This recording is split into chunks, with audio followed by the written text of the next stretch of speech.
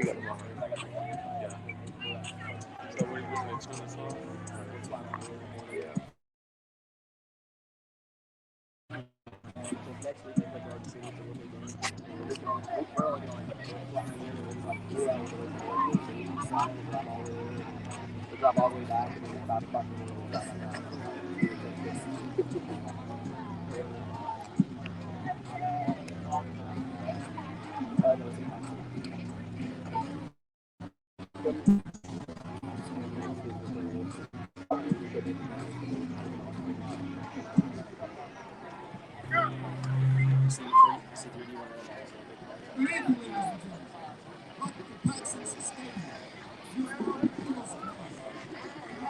How was that city last night? Was it? Yeah, just texted me like, dude, I'm so confused right now.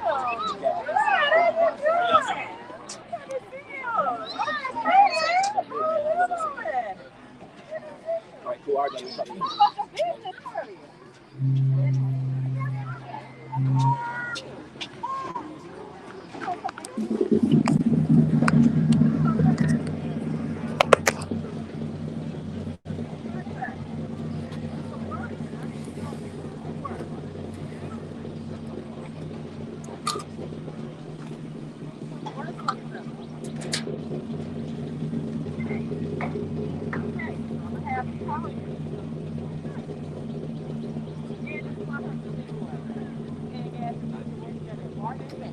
it's a long drum roll.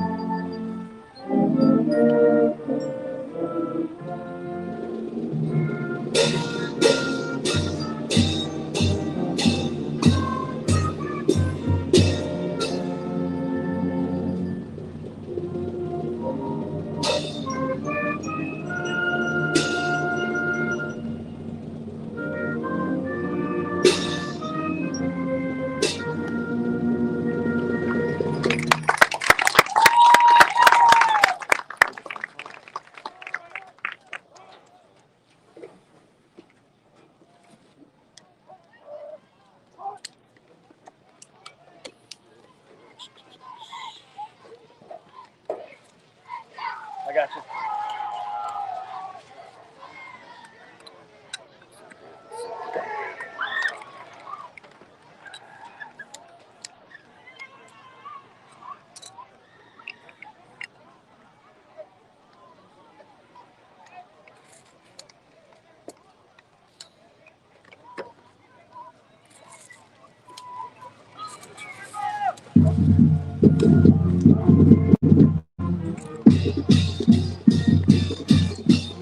Well, that band's gonna be annoying.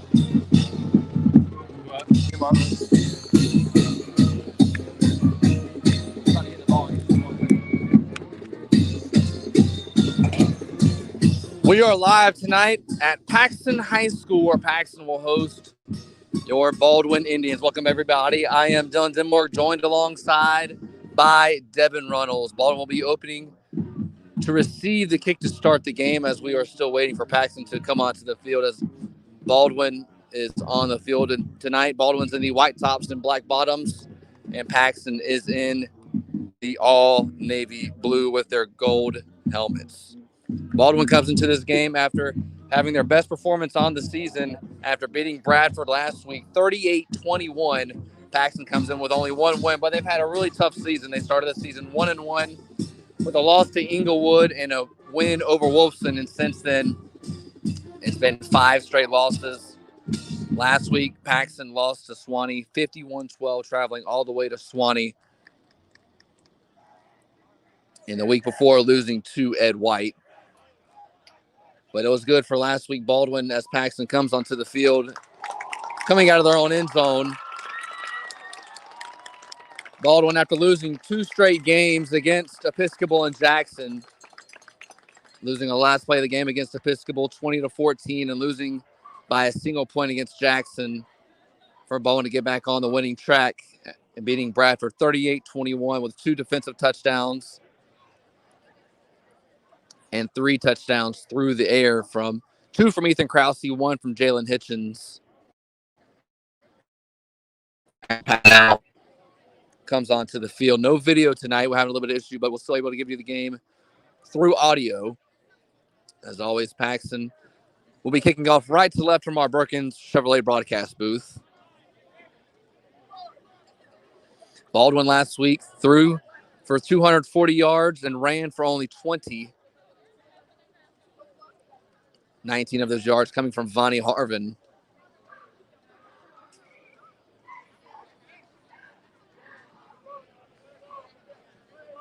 Paxon breaks out of the huddle. They fake toward the ball, and then they go back. Well, they try to come quick out of the huddle on the kickoff. It'll be Christian Dieris to kick it off. He throws his right hand up, and it's an onside kick. It hits Gene, and he's able to recover it. Luckily, boy, it hit right off his gut, and the ball went straight down to him. And the ball will take over their own 48. I was real lucky by Gene. I mean, it hit him right in the gut, and luckily he ended up falling on it. As an offensive lineman on the front line, he's not used to getting the ball, but he did a really nice job, because if he didn't recover it, there was a bunch of other navy blue jerseys around him. So Baldwin will start at their own 48. Ball was spotted at the center of the Eagle logo. Baldwin scored on its opening drive last week against Bradford, something Baldwin hasn't been able to do a lot this season. They scored on the opening play against West Nassau. And Sam Brooks scored on a 35-yard slant on a 3rd and long. But Krause comes out 1st and 10 to start the game. It's a chest-high snap. He looks right, looks left. He's going to take off and run with it. Past midfield, and he's slung down at the 45 in Paxon territory. Something you don't see much. Krause running with it. No, he's a pocket quarterback. He usually stays in the pocket, but he did a nice job not forcing anything first play of the game. Just get a nice, easy 7 yards, leave a 2nd down and 3. Ball's in the middle of the field. Krause is your quarterback. 4-receiver set. DeBose is your tailback. He lofts one. Left side down the sideline to Miller. Penalty's thrown at the 25-yard line. The ball is probably going to be completed around the 18, but it looked like the corner on the far side tugged Miller, and that's an easy penalty. Yeah, luckily he did that, or else Miller would have been wide open. I think that ball was beautifully thrown by Krause, and the wide receiver would have been able to run up right underneath it, but it was defensive holding or pass interference, and still advances the ball for Baldwin, but didn't give up a touchdown. So your starting line left to right is going to be Gene at left tackle, Ellisberry left guard, Simons at the center, Dixon right guard, and McQuaid is the right tackle. The receivers are DW, King Grant, DeJuan Malpris, and Jihad Miller. And Armel DeBose will now go to the left slide as it's an empty backfield. Trips right. DeBose goes wide out to the left. 1st and 10. King Grant on a bubble. Gets a block from DeBose, and the numbers to the left side. Down the far sideline. Inside the red zone to the 18. And Baldwin has another 1st down. That was a great job by DeBose, the wide receiver on the far side, blocking out the corner, pushing him to the sideline, and allowing the wide receiver to get a big gain for a 1st down. So it's 1st and 10 at the 20. Ball is at the left hash. Baldwin goes left to right from our Burkins Chevrolet broadcast booth. Krause in the empty gun now motions for DeBose to come to the backfield. Off his right hip. Trips right with Malpress, DW, and Miller to the right. It's a read option. Give to Miller. Doesn't get anything. It's tackled by the big old number 58, Josiah Shingles, for a gain of 2. Baldwin offensive line just didn't seem like they moved anyone from the Paxon D line, and Paxon did a nice job making a play only for a gain of 2. See if Baldwin stays with the run game or if they try to air it out. 10.5 minutes left in the first quarter. No score between Baldwin and Paxon. Baldwin got the ball first. 2nd and 8 at the 18. Krause gives. DeBose tries to bounce it outside and just doesn't have anything there. As soon as he got the handoff, he was hit in the backfield, and that'll be a loss of 4. It'll be 3rd and 12. That was a beautifully timed blitz by Paxon. As soon as the ball was snapped, both of the linebackers came free, and someone didn't get blocked and was able to get the tackle for loss. Leaves it 3rd and long for Baldwin. 10 minutes left in the first quarter. No score between Baldwin and Paxon. Krause in the gun for receiver set. DeBose to his left. He pumps. He jumps. Gives it to Malpress. Extends his arm at the side of the right hash at the 14-yard line. It was an outstanding catch, but it'll still be short of the first down by about 5 yards. And, well, O'Neal has the leg to make it from here, but if I expect the Baldwin offense is probably going to stay on the field. Yeah, they're going to try to put the pedal to the metal and try to score on this possession. And they don't need to go for the end zone here. All they need is about 5 yards. But on the last play, it was a beautiful throw by Krause. He had a defensive player at his ankles. He put a beautiful throw and a beautiful catch by Malpress on the outside. 4th and 5 at the 15-yard line. 9 minutes left in the first quarter. Sam Brooks will come in and Wildcat. DeBose, the lone receiver, to the left. Ball gets the tight end to the right. Direct snap to Brooks. Off tackle, left side. Finds some room. Gets past the line of scrimmage. Gets past the first down marker. It hit the 5. Looks like he fumbled. And it'll be Paxton ball. So Baldwin had a good thing going. And Sam Brooks, from what I saw, was standing straight up. I don't know if the Paxton defender poked it out or if Sam Brooks just lost it. But Paxton will take over inside their own 10 after the turnover. It's unfortunate for Baldwin. They had the first down on the run, and Sam Brooks was just trying to get a few extra yards, try to get into the end zone, and end up losing it. And, Paxton got a gift.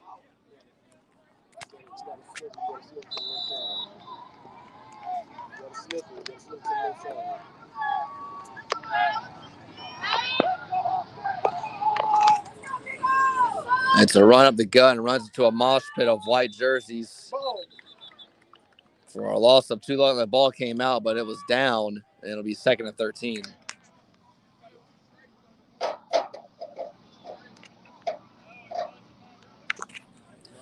That was a great job by the Baldwin defense. It didn't look like they blitzed anyone, but the line got through, had really good pressure. 2nd and 12. Quarterback gets it IQ, and Harvin nails him at the line of scrimmage. No gain, and boy, that hole was there, but Harvin filled it in a hurry. Yeah, just like you said, Malcolm read it like a book. He knew what play was coming. As soon as the ball was snapped, he shot towards the gap and was able to get a tackle and leaves it 3rd down and long for Paxton. We'll see if Baldwin can get the ball right back. They had Rentrope in at quarterback that time. They usually went with Colin Bell at quarterback last week, and he comes in on this 3rd and 12 from Paxton's own 7-yard line. Bell in the gun. Aikioku the back to his right. In his own end zone, Bell wants it all down the left side. Velvet covering, incomplete. Paxton sideline's not happy. They want pass interference. Looks like the ball was overthrown a tick as it was incomplete at the numbers down the left sideline at the 40-yard line. Quarterback definitely has an arm on him, but it'll be 4th and long and an obvious punting situation from your own end zone. Yeah, the Paxton sideline's mad, but that ball was way uncatchable. There was no way the receiver was going to get to it, whether there was a holding or not. And, Baldwin defense did a really nice job, stopping him, got them for a loss of 1 on the entire drive. Now they're going to punt, and Baldwin should get the ball back in pretty good field position. Clock stops, 7:20 to play, first quarter. No score between Baldwin and Paxon. So Baldwin drives down the field on their first drive. Fumble inside the 10, and Paxon goes 3 and out.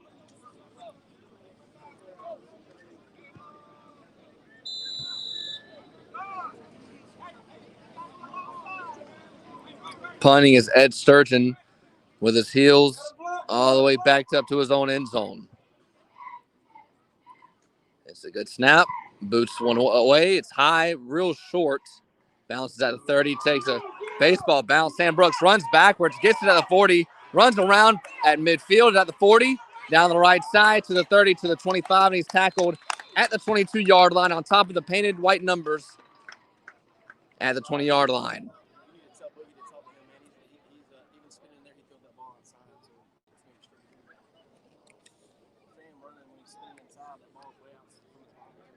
Take a shot at lowering your current homeowners and auto insurance. Why not consider a bundle? Give BJ Ruiz at Farm Bureau Insurance a call at 904-655-4347 today. 7:04 left in the first quarter. No video feed tonight. Had a little bit of issues, so we'll go audio only. But Baldwin on their first drive goes all the way down the field and fumbles inside the 10. Paxson goes 3 and out, and after the nice return from Sam Brooks, Baldwin has the ball at the right hash at the 22-yard line.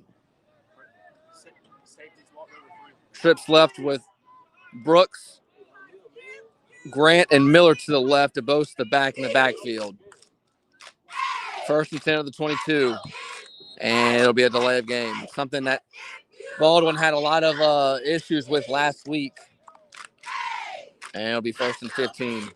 Yeah, and that's on the quarterback. You have to tell the quarterback to look at the back judge, and whenever he lifts his hand up, he knows he has 5 seconds left, and he has to get that ball snapped.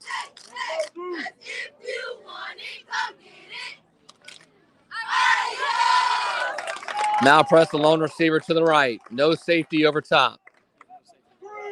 First and 10. Krause drops, steps up. He wants the end zone down the left seam, and it's intercepted in the end zone. He's going to bring it out. Past the 10. He has some room to run down the right side. Past the 30. Slips past Krause. Slips past another man. And it's a foot race to the 30. And he's hauled down by Jahad Miller at the 20-yard line. What an interception and a run from Kenyon Gardner, the man who intercepted it at the goal line. And Paxson will have the ball inside the 20-yard line at the 19 at the left hash. That was not a good throw by Krause. The receiver was double covered, and he just tried to throw it up. He forced the ball that wasn't there, and got an interception and a huge run, and automatically puts Paxson in the red zone. Kenyon Gardner, the DB who's listed on the roster as a running back. He looked like a running back when he was returning it. And it's first and 10 at the 19, 6:41 to play in the first quarter. No score between Baldwin and Paxson. Bell in the gun, 4 receiver set. He keeps it. Right tackle slips off the Yurdy. Malcolm Harvin slings him down. A loss of 1. It's a fumble. Tez picks it up, and he's gone. Has an entourage around him, and nobody will chase him. There are no flags on the field, and he will find the end zone for Baldwin's first points of the night. So how about that for a start? Yeah, Baldwin's been turning the ball over. They're trying to let Paxson score, but then Baldwin keeps taking the ball right back. And great job by the linebacker Malcolm Harvin. He went in and he ripped the ball. And Cortez Martinez had a pick 6 last week, had a fumble recovery last week, got another fumble recovery, going in for a touchdown.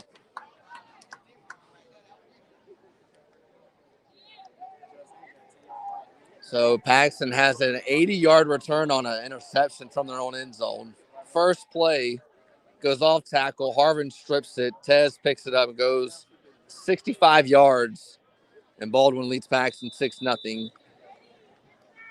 Extra point team on the field.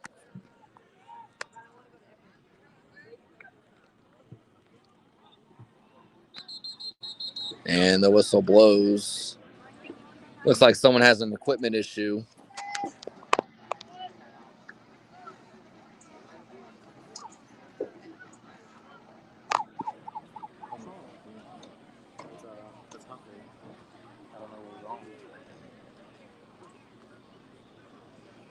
So Huntley comes off. Looks like an equipment issue. Malpress will come in on the extra point. O'Neal will kick it. Krause is the holder.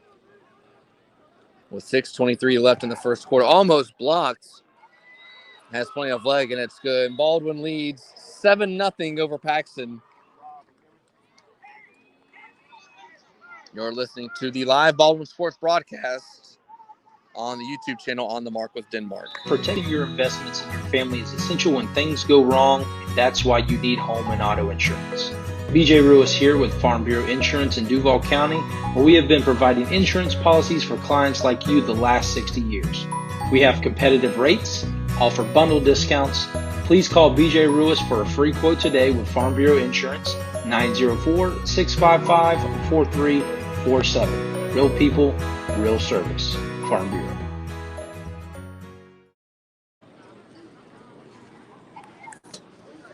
Welcome back halfway through the first quarter. 6:20 to play, where Baldwin leads Paxon 7-0 after the scoop and score from Cortez Martinez.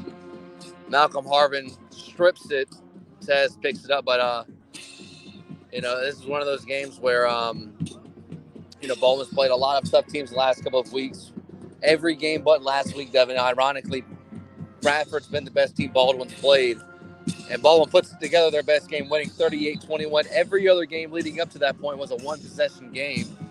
And it would be nice for Baldwin to have an easy win before we go back home and finish the last two games against Wolfson and Baker County.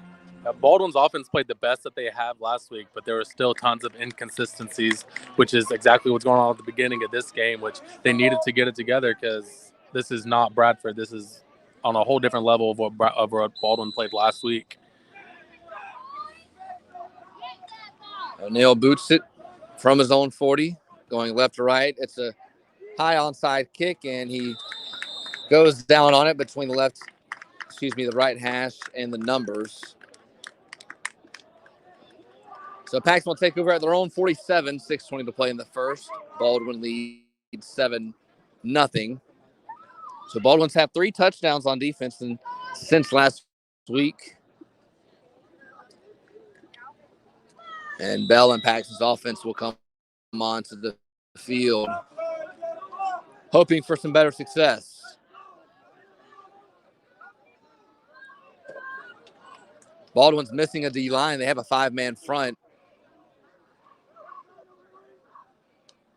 And roll with 4. Ball's loose again at the 45. I think it was Octavius Barnes who poked it out. But the Paxon back, Steven, falls on it. Barnes got in the backfield right as the quarterback was handing off to the running back, and ball got on the ground. I mean, Paxon was lucky that they recovered it. And we'll see if Paxon can get something together because these first couple drives haven't been looking too hot. Your ends are McCray and Carter. Your tackles are Barrington and Buggus. At nose is Yurdy.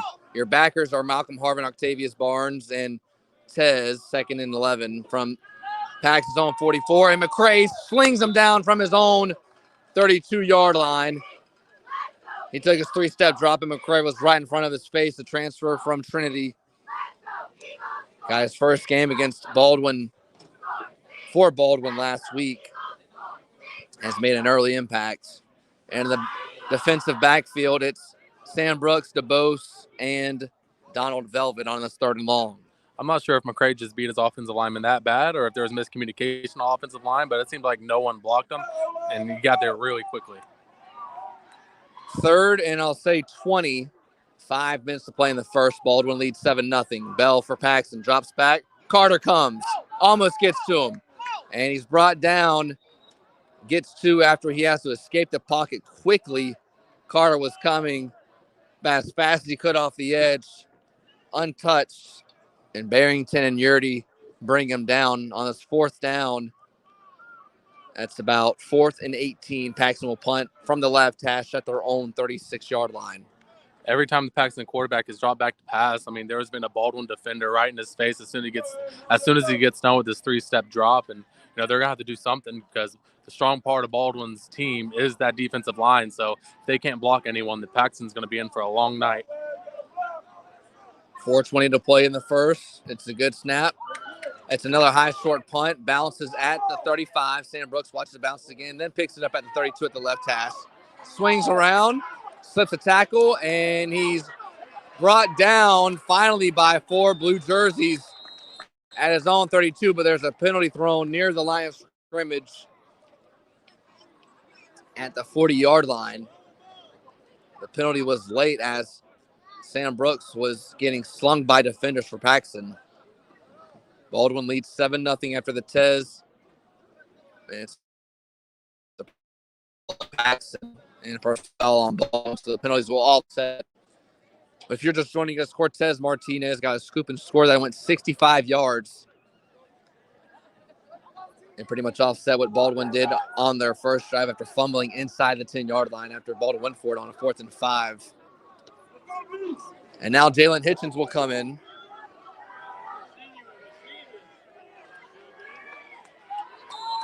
First and 10 for Baldwin at their own 32-yard line.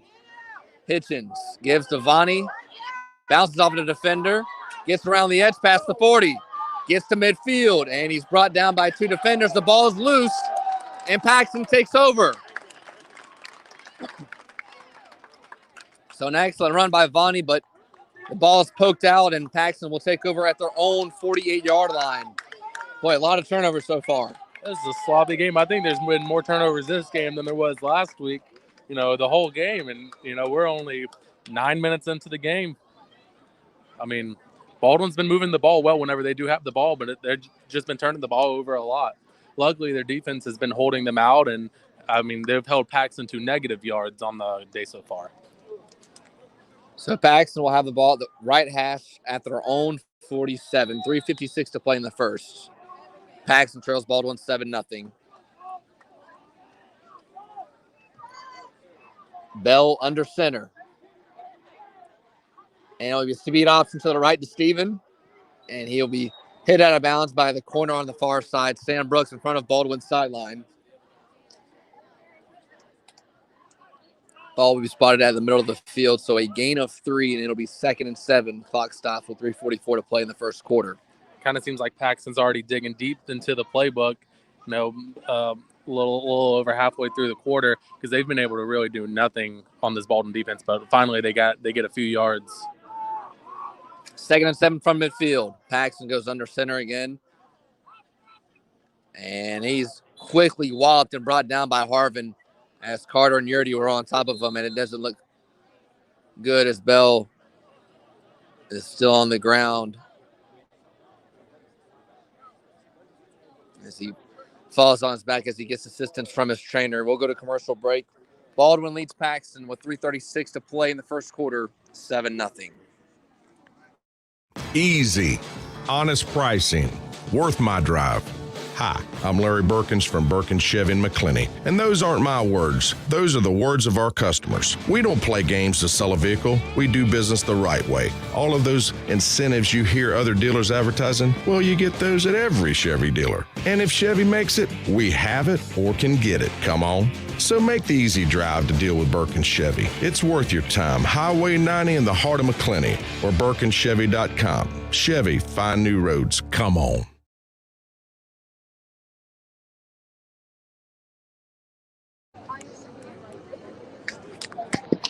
And it looks like Bell, the quarterback and athlete, walks gingerly across the field, across the Eagle logo as he gets help from the trainer, walks on his own power.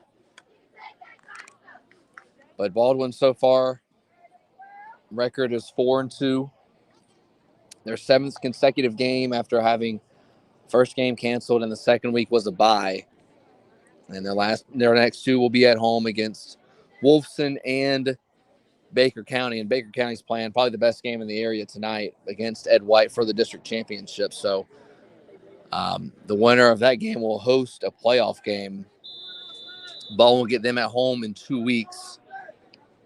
And the only thing Baldwin's playing for is points right now. They are currently ranked as a 3 seed, and they would host West Nassau if the playoffs were to start today. But Paxton comes back on the field with Intrope at quarterback. 3rd and 10 from their own 48. Paxton drops back. Intrope flushes left, dumps it, near side and drops it at the 45 at the numbers. That would have been an easy first down as he does push-ups. It was one of those where the receiver could have turned up, had no one in the flat defender. And it'll be 4th and 10. It was Caden Morris who drops it. And it's 4th and 10 for Paxon. That was a huge missed opportunity by Paxon because that was 3rd down as well. So now it's kind of forcing Paxon to punt. And, Baldwin's given them good opportunities to score. They're just not, Paxton's just not able to convert. 3:08 to play in the first quarter. 4th and 10. Ed Sturgeon is the punter. Side Baldwin has their safe defense on as they have 3 linebackers roaming. Now Skidmore steps up. He goes for the block. And it's almost blocked, but it gets away. Sam Brooks gets it from the 25, throws a stiff arm, and he's not able to get away from it. And it's a penalty is thrown. And I think it'll be a face mask on Sam Brooks as he tries to throw the stiff arm. That was a mean stiff arm, but a little too mean, if you know what I mean. As the clock will stop, 2:59 left in the first quarter. Yeah, it's fine to stiff arm, but it's when to grab the other opponent's face mask. Then it's just like any other face mask. It's going to go back 15 yards.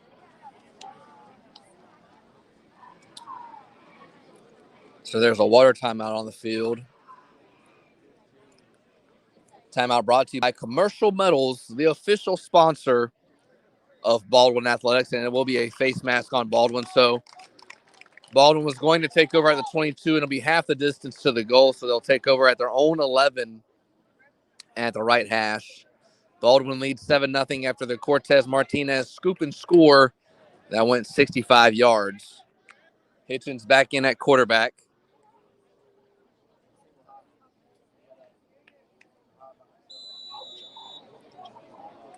DeBose the tailback.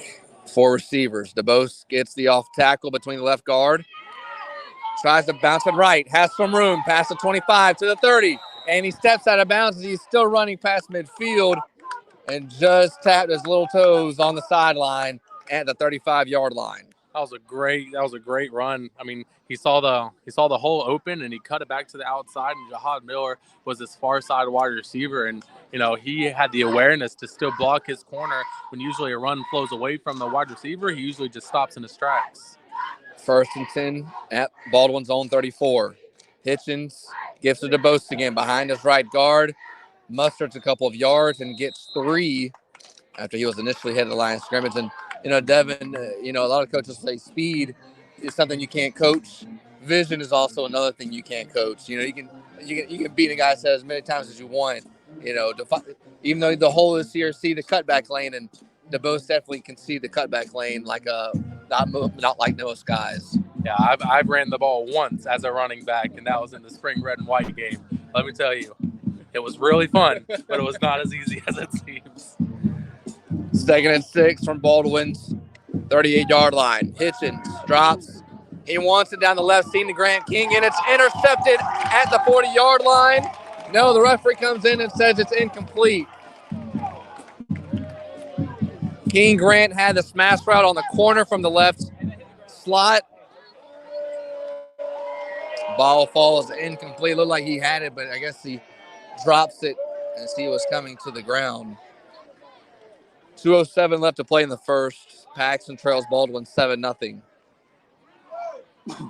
And all the Paxton defenders are talking to the refs like he caught it, but you can't go to the booth review in New York, so no red flags.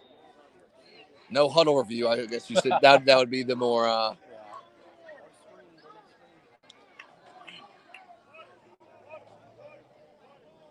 Looks like there's another timeout, I guess, as Waters on the field.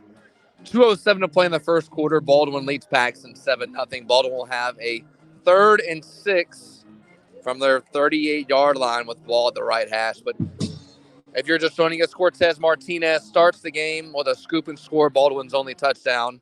Krause starts the game at quarterback. And after a drive, Coach Gus Scott pulls him.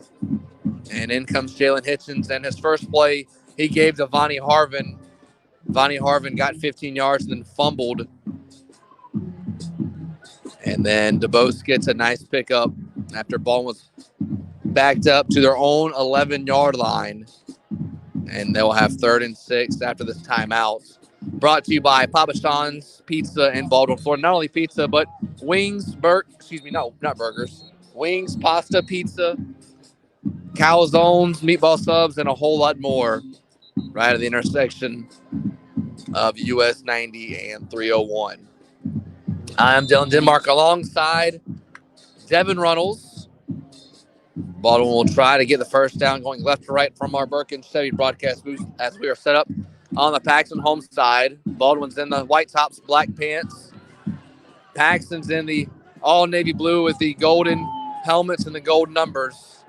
As Baldwin comes out, 3rd and 7 from their own 38. Comes on a blitz. Hitchens goes down at his own 30. The blitzer, number 54 for Paxton. Miles Douglas came right between the left tackle and left guard. Found a crease, squeezed through it, and gets the sack they need to force a punt. That was a great blitz, and Baldwin did a play action.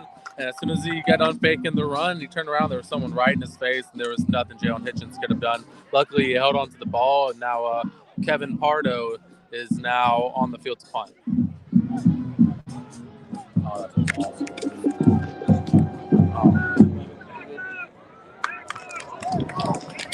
1:20 to play in the first quarter. Baldwin leads 7-0. Pardo will be a punter in his neon cleats and black socks. His heels stand as on 17 on the right hash. Clock ticks down to 1:10. He's just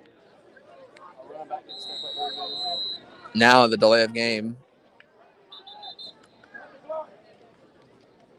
Looked like Pardo was taking his time, like he wanted to run the clock, but I don't think he was aware of the snap clock. So back up Baldwin 5 to their own 25. They'll punt, and the first down marker is at Baldwin's 44. Ellsbury's the long snapper. Snaps to his right, but Pardo boots it away off his left foot. Bounces at the 47 in Paxton territory. And we'll take a nice Baldwin roll to the 41-yard line on top of the painted numbers on the right side. So Baldwin's defense has led Baldwin thus far. Paxton had an interception that went 80 yards. They started 2 drives ago at the 20. That then led to a scoop and score from Cortez Martinez. And a defense that has not given up more than 21 points in regulation so far this season. They gave up 27 to PK Young, but that game went to double overtime. As Baldwin just their main concern coming into this game, their key is leaving this game with no injuries before they start the playoffs in a couple weeks.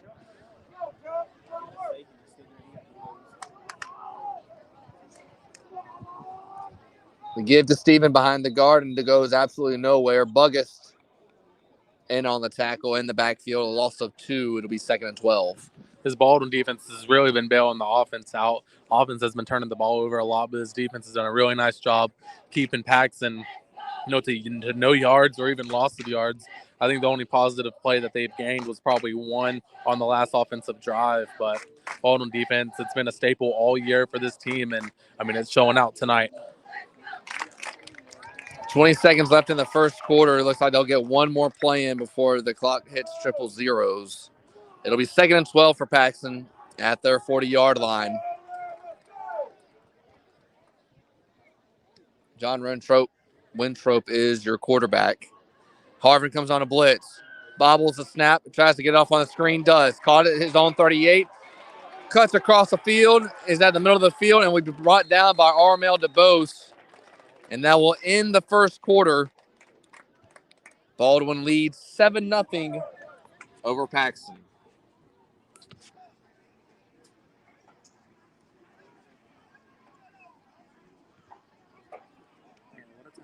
Guys, you know in the summer, it rains almost every day here in the Sunshine State, and you need to be held responsible for the water that hits off your roof. That's why you need gutters, leaf coverings, and drainage through Northeast Florida seamless gutters. Family owned and operated, based out of Bryceville, Florida, Josh Wirtz will install your gutters with great quality at a reasonable price. Contact him today for a free quote at 904-322-2063. Burkins Chevrolet in McClenny is family owned and operated. We have low overhead. That means you save money. We'll take the time to make your deal work. Whether it be financing, monthly payments, or your trade value, at Burkins Chevrolet in McClenny, we want to sell you this car, your next car, and everybody you know a car. I know to do that, I got to get the first one right. Come see me. I'm Larry Burkins at Burkins Chevrolet, Highway 90 in the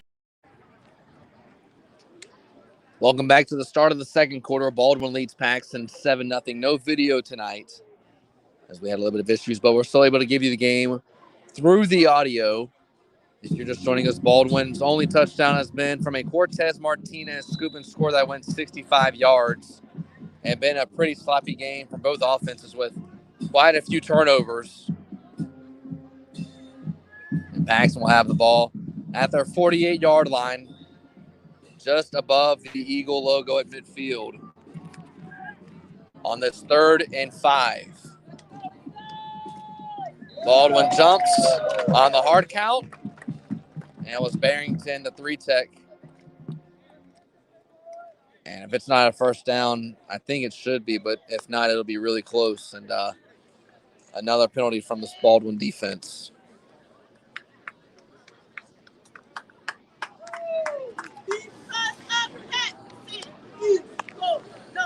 And chains move for a Paxon first down.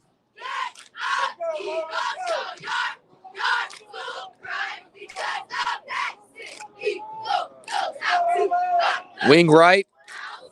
Winthrop, your quarterback, tailback to his left. To give to Steven. No, the quarterback keeps it. Off his left tackle to the 45. Tackled at the 44 by both Malcolm Harvin and Mason Carter. Gain of 4, 2nd and 6. Quarterback did a nice job reading the defensive end on the far side for ball. When he crashed on the running back, quarterback kept it, went across the outside, got an easy 4 yards. 11:35 to play, second quarter. Paxon trying to get back in this game. Trails 7-0 to Baldwin.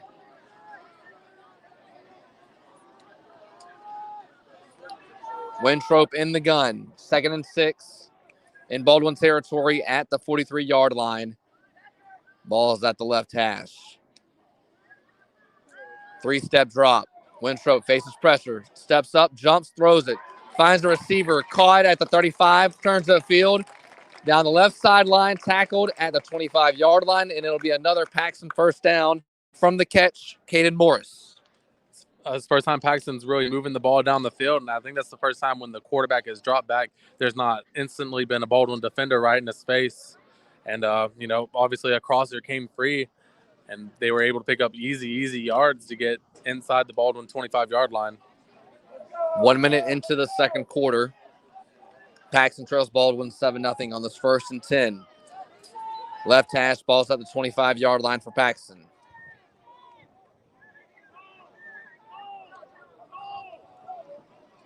Winthrop in a gun again. Tight end at the right this time. It's a give up the gut to Steven. He's tackled by his shoestrings by Hagan McQuaid, the defensive lineman. Another nice pickup for Paxon for a gain of 4. Make it 2nd and 6. Good thing Hagan McQuaid was right there, because that running back was shooting through that gap like a missile. It didn't seem like there was anyone that was going to stop him, but Hagan McQuaid was there, and it was still a gain of 5, but it could have been a whole lot more. And Paxon has a man down at the 20-yard line where he was tackled. 10:26 to play in the second quarter.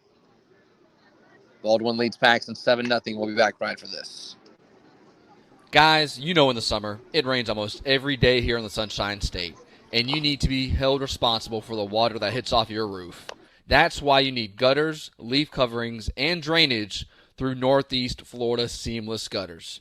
Family owned and operated, based out of Bryceville, Florida, Josh Wirtz will install your gutters with great quality at a reasonable price.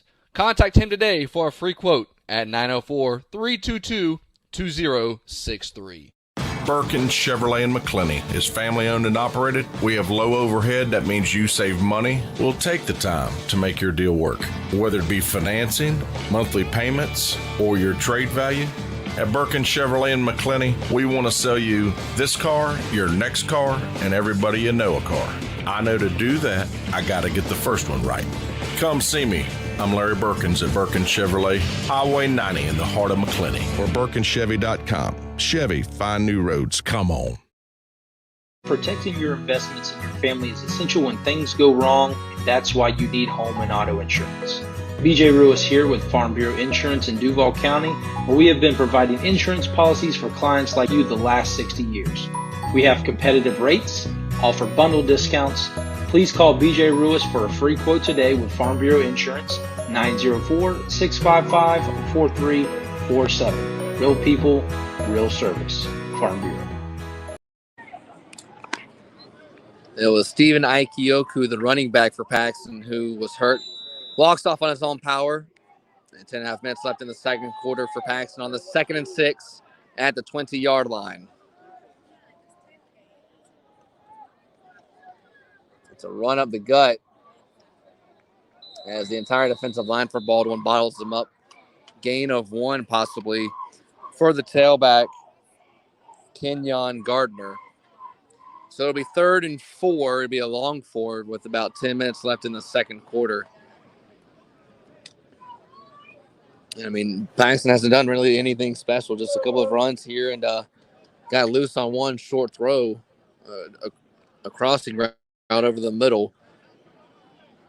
And Paxson's down 2 offensive players, Bell, number 12, and Aikioku, the running back. Winthrop, the quarterback, in the gun. 3rd and 4 at the 18-yard line. It's a handoff up the gut. Looks like Buggist and company are the first men to get there. The defensive line, McCray, in there as well. He loses a yard behind his left tackle on the left hash. And it'll be 4th and 5 for Paxson. I'm not sure how well Paxton's kicker is, but this is a long field goal for any kicker in high school. I think this would probably be about a 37-yarder from where the hold would be, but it looks like Paxton's keeping the offense out there. I'm going to go for it on 4th down and 5. 9 minutes left in the second quarter. Baldwin leads Paxson 7-0. Paxson ball at the left hash at the 18-yard line, 20. 4th and 5. Split backfield, 2 receivers split out right. Winthrop wants it all down the right side to the end zone. Incomplete over his receiver, Caden Morris. It was the wideout lined up to the right. Armel DeBose covering the safety. And it'll be incomplete. Baldwin will take over at their own 20 with a 7-0 lead over Paxson. Baldwin did a really nice job on that drive, which is what they did a lot of last week. They bent a little bit and allowed Paxson to get close to the red zone, but then they didn't break, and they turned the ball over and given their offense another opportunity to go down the field. And this Baldwin offense has got to get something going. You know, last week they started off really hot, and they kind of got cold in the middle of the game and then picked it up at the end of the game, but they haven't even started. It has not even looked like they've woken up yet. So Krause comes back into the game after sitting the last couple of drives. Vonnie Harvin is your tailback. 1st and 10 for Baldwin's own 18. Krause in the gun. He looks, quick slant, one to the flat, to the right side, gain of 2 or 3 from the receiver, DeJuan Malpress. Baldwin starting off with a pass, and that's what when they have been moving the ball well, that's what they've been doing. They've been passing, and it's whenever they've had to run is when they've been stopped. 2nd and 6 from the 26-yard line. Krause flushes out of the pocket, rolls out left, and he's slung from behind by the defensive end, Ethan Koof. And will lose, looks like 7 yards. It'll be 3rd and 13. After Baldwin goes up, they go back in the wrong direction. with 7:49 to play in the second quarter. Paxton's been blitzing really, really well, and then they blitzed as soon as the ball was snapped, and as soon as Krause had the ball in his hands, there was two guys in his face, and he wasn't able to escape outside the pocket. Baldwin's got to do something to stop this blitz, either try to keep them true with a hard count, or they got to do something. 7:25 to play in the second quarter. Baldwin leads Paxton 7-0. The only touchdown with a Cortez Martinez scoop and score that went 65 yards. 3rd and 13 for Baldwin at their own 17-yard line, and it'll be another delay of game from the back judge. So 3rd and 13 will make it 3rd and 18. And it'll back Baldwin up to their own 11-yard line. They need to get to the 29 to get the first down. Ball's at the left hash. Krause looks, faces pressure, and goes down again. Blitz again from number 11, Cameron Jackson, came free outside the right tackle. And the clock trickles down just under 7 minutes, and this Baldwin offense just doesn't have any kind of rhythm whatsoever. No, it seems like as soon as they get a positive play, they go right backwards. And it's just this Paxton defense, they're not really doing much whenever when they don't blitz. It's whenever they blitz is when they get the pressure. And, Baldwin's got to do something right now to counteract that. So Pardo is going to be your punter again, this time from the middle of his own end zone. Gets the punt, chest high. It's a low punt. Bounces at the 30, straight to the man at the 35. Makes one man miss and slips down. And a late penalty right after he was tackled at the 28-yard line. Clock stops with 6:14 to play in the second quarter.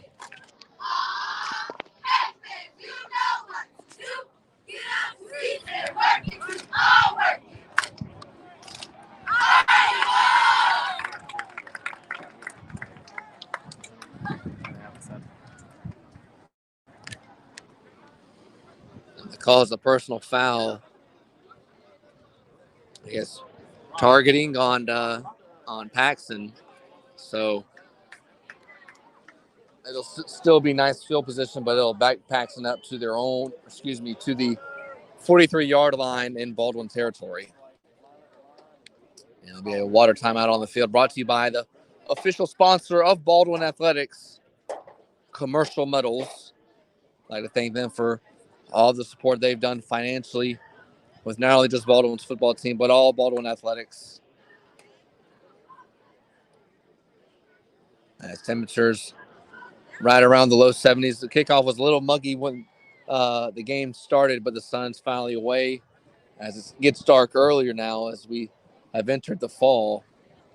It's crazy to think 1 week away from Halloween. But Baldwin has not looked too well on offense so far. Defense has been holding its weight. As Paxton trails Baldwin 7-0. Paxton is 1-5 with their only win. 1-6 with their only win against Wolfson, who Baldwin will play next week. Baldwin comes into this game at 4-2, having their best win of its season last week against Bradford, 38-21.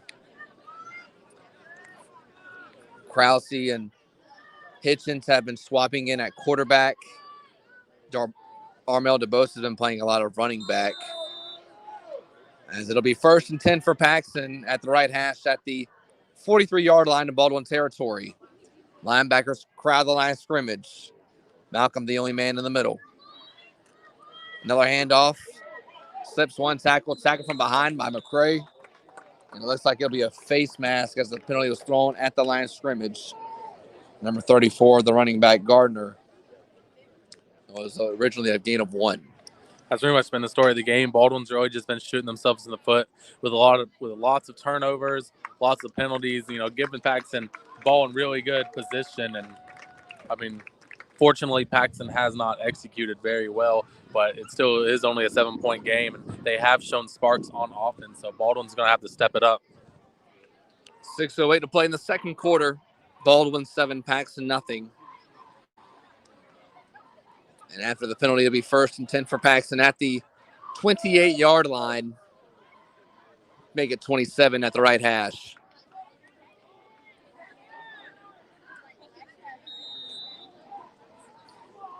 Winthrop in the gun. One receiver split to each side, tight end to each side. With Gardner off Winthrop's right hip. Snap is left, speed option left. And he is popped by the linebacker. That's the nose tackle. Quarterback kept it, came back. I thought it was a middle linebacker shooting through. That was actually Yurdy, number 44, who put that to a stop quickly. I'm not exactly sure where he came from, but thank goodness he was there because the running back was about to break free of the tackle, and who knows who would have been in front of him. But a really nice hit, and leaves it at 2nd down and 10. 5:30 to play in the second quarter. As Baldwin leads Paxson 7-0.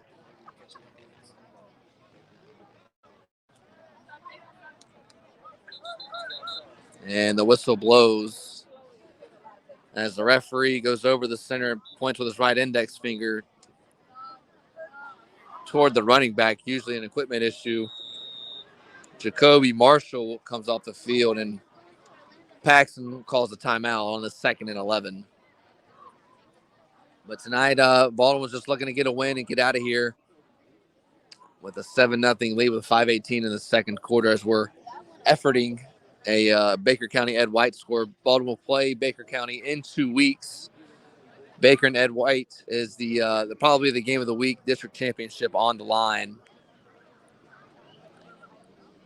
But if you're just joining us, the only touchdown's been a Cortez Martinez scoop and score that went 65 yards. Malcolm Harvin popped it out. Tez scoops it up, but offensively for Baldwin, it hasn't been a whole lot of anything. First drive went down the field inside the 10. Sam Brooks converts a 4th and 5, but then fumbles inside his 10. And then on the next drive, Ethan Krause throws the ball to the end zone down the left seam, intercepted at the goal line. That went all the way to the 20-yard line. Gardner for Paxson ran at 80 yards, but then that led to Tez's scoop and score. 2nd and 11 for Paxson at the 30-yard line. Read option, quarterback keeps it, and he's hit immediately by the defensive lineman. Yurdy again, and Presley Gross in on the tackle. Paxson gets back to the original line of scrimmage, and it'll be 3rd and 10 for Paxson with 5 minutes left in the second quarter.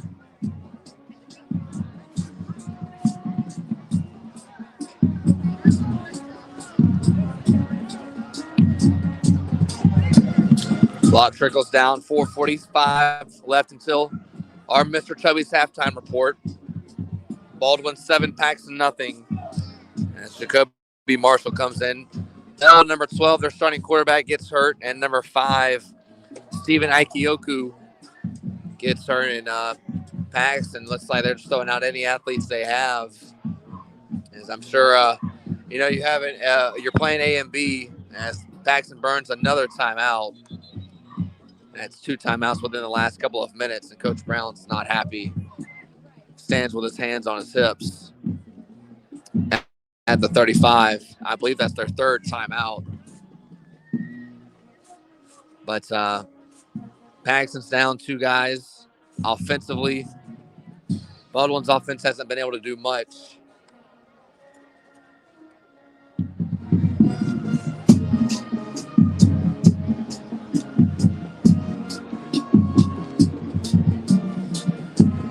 It'll be another big stop here if they get this stop on 3rd and 11. Paxson has the ball at their 28-yard line of Baldwin territory. Needs to get around the 15 to pick up the first down.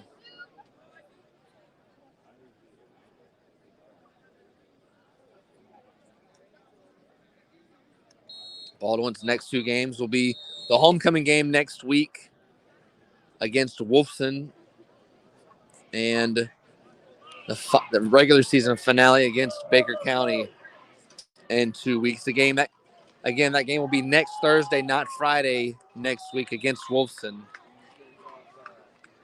4:22 left in the second quarter. 3rd and 11 for Paxson. Motion man left to right. Man-to-man defense. Ike Yaku comes back in the game to run up the gut behind his left guard. He's tackled by Eric Bugast on his back.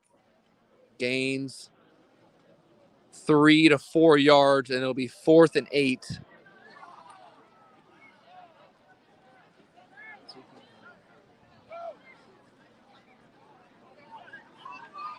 Paxton's in the navy blue, gold numbers, gold helmets. Baldwin's in the white tops, black pants, black numbers, and black helmets.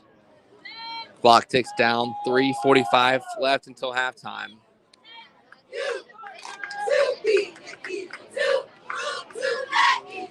Four receiver set.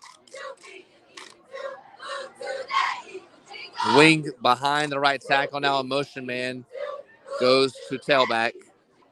4th and 8 at the 25. And looks like Emery jumps off sides. Not enough for a first down, but it gets Paxton a lot closer to that first down. So it should be a 4th and a long one, maybe 2.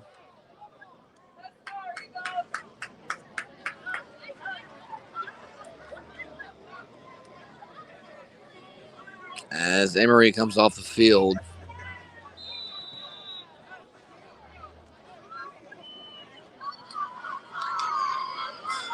And I think it's Ellsbury in the game at 3-tech between the right guard and right tackle. 4th and 3 for Paxton at the 18-yard line. Whistle blows, and it's a false start. So they gave 5 on the offsides, and they go back 5. Back to 4th and 8.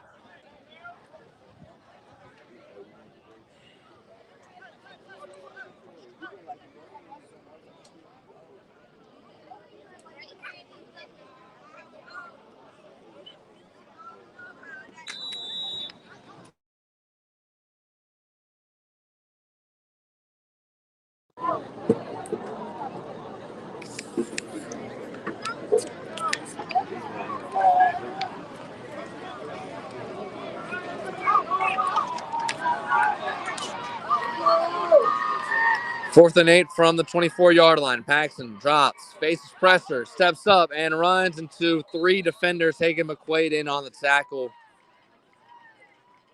And Eric Buggas as well, the interior defensive lineman, forces another turnover on downs. And again, Baldwin's defense stands. Bend don't break has been the mentality all season long for Baldwin's defense. And the offense will try to score with 3:19 left until halftime. It's been all year long. Baldwin's done a really nice job. Well, not a nice job of flooding the offense close to the red zone, but then they've done a real nice job of stopping them to get no points. And Baldwin's offense has come back on the field. We'll see if they've tried to switch it up. We'll see who comes in at quarterback and what they do different offensively. 3:19 left in the second. Baldwin leads Paxton 7-0. Hitchens the quarterback. DeBose the tailback off to the right side. Hitchens, 1st and 10 from his own 27. Knee-high snap. Hitchens fires one to Malpress, throws a stiff arm. He's tackled out of bounds right on top of the first down marker. Might be an inch or 2 short, but an excellent throw and catch. Hopefully to get some momentum for Baldwin. Baldwin's got to do something to stop this Paxton blitz. That's the only way Paxton's been able to stop them is when they blitz. I think they got to try to get them with some sort of hard count or some sort of quick pass like they just did. Paxton in the 4-man front. Empty backfield. Hitchens, quarterback power. Finds a little crease, but gets tackled from his shoestrings from behind. Needed a yard, got 4, so it'll be a first down for Baldwin. 3:07 left in the second quarter. Ball's at the right hash at their 39-yard line. Great job by Hitchens knowing where the first down marker is and fighting for it. Baldwin goes tempo, 1st and 10. Linebacker blitz again. Hitchens, 1-step drop and gets hit immediately with Malpress at the right side. Gain of 1. And Mason Carter is in the game at wideout to the left side, something that Baldwin hasn't shown a lot of. The sophomore usually plays DN.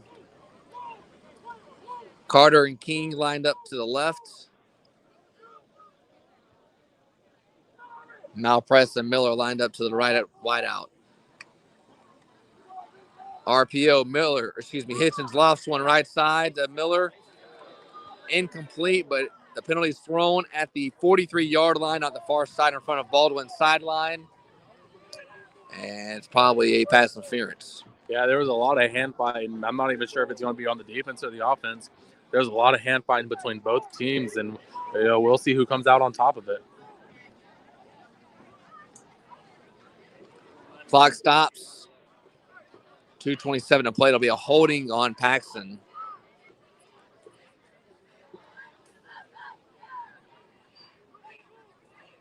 So Baldwin gets into, they're at midfield. I thought they were going to move the ball more into Paxson territory.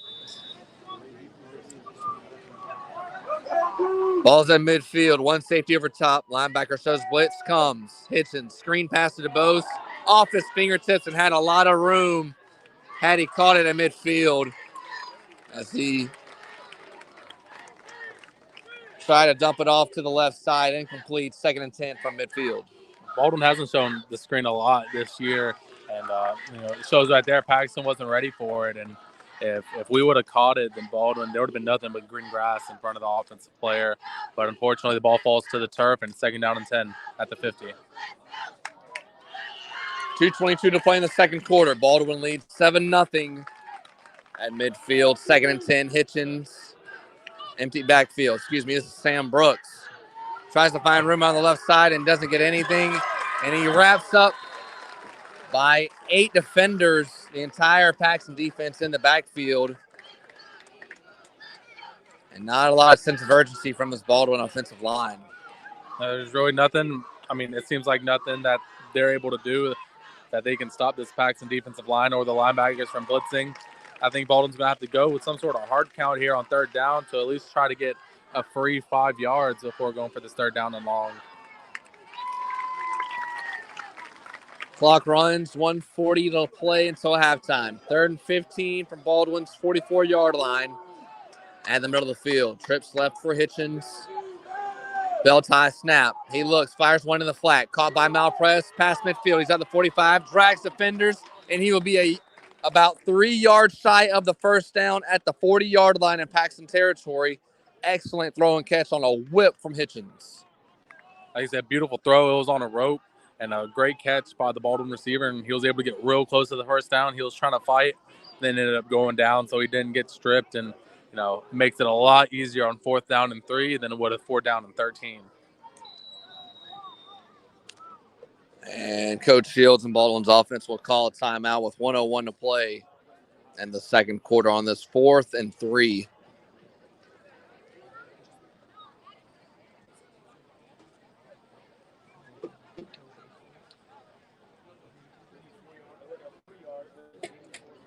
Usually when you call a timeout on a 4th down, it usually means you want to go over what you're going to do on offense. A punt would put Paxson deep in their own territory, but Gus Scott has definitely shown the confidence that he goes for it a lot, especially on 4th and short. As we're at Paxson tonight, Baldwin is 4-2. Paxson is 1-6. Baldwin, after losing back-to-back games against Episcopal and Jackson, comes back and beats Bradford 38-21. And Baldwin has the lead over Paxson, 7-0. The only touchdown from Baldwin's defense on a scoop and score from Tez.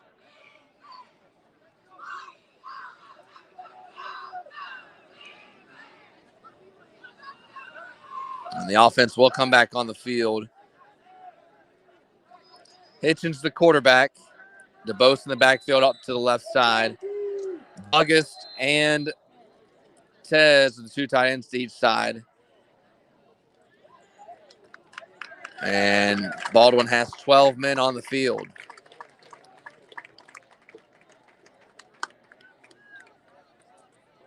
And that's not something you want to see coming out of a timeout on a 4th and 3 when you try to get a 1st down. But Coach Shields will call an audible and go for the punt with a minute left until halftime.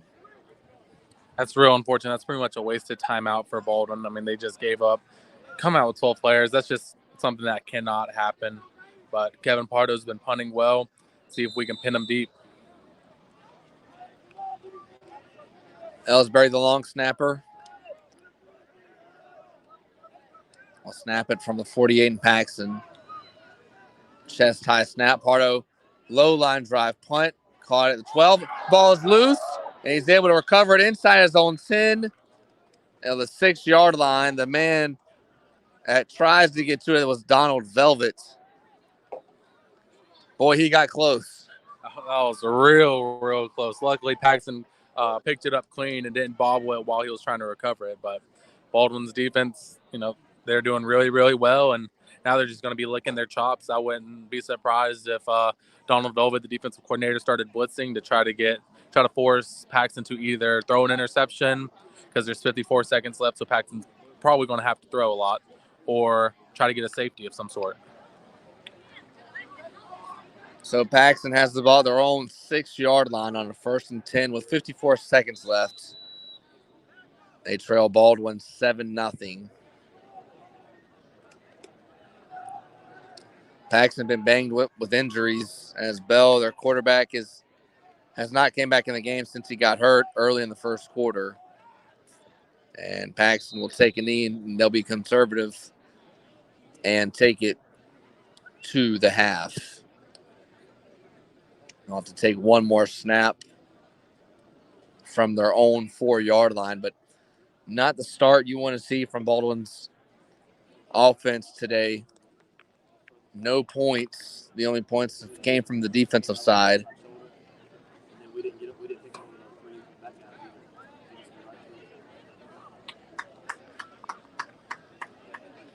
And it looks like both teams will go to their end zone and head to the half with Baldwin in the lead over Paxon 7-0 with our Mr. Chubby's halftime report. Guys, in the summer, it rains almost every day here in the Sunshine State, and you need to be held responsible for the water that hits off your roof. That's why you need gutters, leaf coverings, and drainage through Northeast Florida Seamless Gutters. Family owned and operated, based out of Bryceville, Florida, Josh Wirtz will install your gutters with great quality at a reasonable price. Contact him today for a free quote at 904-322-2063. Burkins Chevrolet in McClenny is family owned and operated. We have low overhead. That means you save money. We'll take the time to make your deal work. Whether it be financing, monthly payments, or your trade value, at Burkins Chevrolet in McClenny, we want to sell you this car, your next car, and everybody you know a car. I know to do that, I got to get the first one right. Come see me. I'm Larry Burkins at Burkins Chevrolet, Highway 90 in the heart of McClenny, or BurkinsChevy.com. Chevy, find new roads. Come on. Protecting your investments and your family is essential when things go wrong. That's why you need home and auto insurance. BJ Ruiz here with Farm Bureau Insurance in Duval County, where we have been providing insurance policies for clients like you the last 60 years. We have competitive rates, offer bundle discounts. Please call BJ Ruiz for a free quote today with Farm Bureau Insurance, 904-655-4347. Real people, real service. Farm Bureau. Come enjoy all your favorite barbecue at Cousin Willie's Smokehouse, located in Baldwin. We are open 11 to 8, Tuesday through Saturday, with daily specials, including kids eat free every Wednesday with an adult dinner entree purchase. We serve fresh pork, brisket, ribs, turkey, and more, with a ton of homemade sides and your favorite sauces. Come hang with Cousin Willie.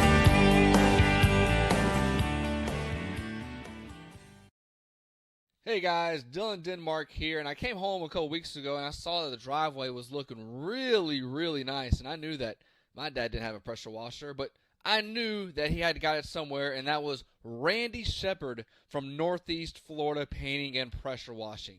Located on the west side of Jacksonville, you can contact Randy Shepard at randyshepard@comcast.net or hit his phone number at 904-591-7579.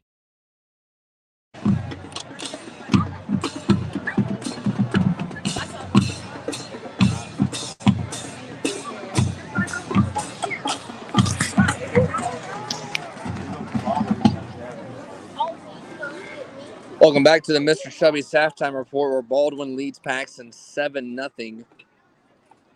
Baldwin is finally down to their home stretch with only 2 games left on the schedule. Again, Paxon and Baldwin fans, if you are driving a white Toyota Camry 4-door license plate, Baldwin will play Wolfson next Thursday for their homecoming, and then the following Friday will be against Baker County, as Baldwin looks like they will be in the playoffs. As if we look at the playoff standings right now, Bowles, no shocker, stands up at the top as they have one of the highest points and rankings in the state of Florida. They look like they'll have the number 1 seed and have the bye. South Walton will be the 2 seed. Baldwin moves up to the 3 seed as Mariana drops to 5. Jackson trails right behind Baldwin. As you can see, Baldwin has a 57 RPI. Andrew Jackson has a 56 RPI. So it's still toe and toe, neck and neck with each other.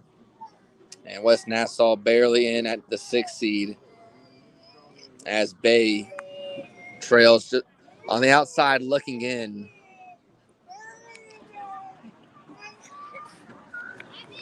For the playoff spots in 4A. Right now we're at halftime, still trying to give you a couple of scores around the Jacksonville area, trying to find the Baker County score between Baker County and Ed White, as it looks like that's probably the best game in the area. The winner of that game will win the district championship for 5A, and if you win the district championship for 5 through 8A, you automatically host a playoff game. A little different from Baldwin in Region 4A, but Baldwin has to take care of their own business tonight with a 7-0 lead over Paxton with about 13 minutes left in our Mr. Chubby's halftime report. If you're looking for any kind of burger, sandwiches, wings, maybe you're looking for a place to watch the game for the weekend, make sure you get a Mr. Chubby's Wings. The 3 locations on Chafee Road in Fleming Island or in Ponte Vedra Beach. It's Mr. Chubby's Wings in Jacksonville, Florida.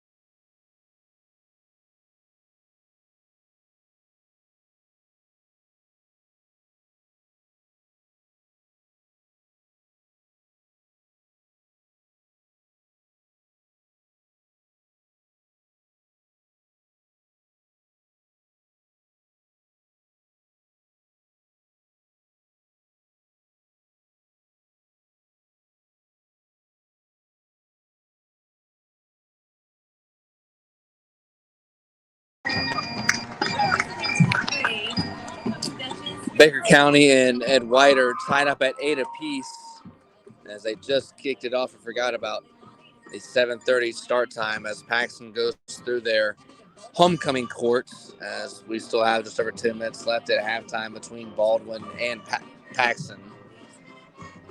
The only touchdowns came from Cortez Martinez after Malcolm Harvin strips the running back for Paxon, and Tez scoops it up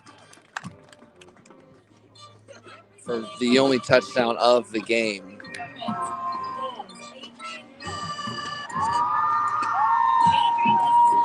Right now, we'll take a quick timeout.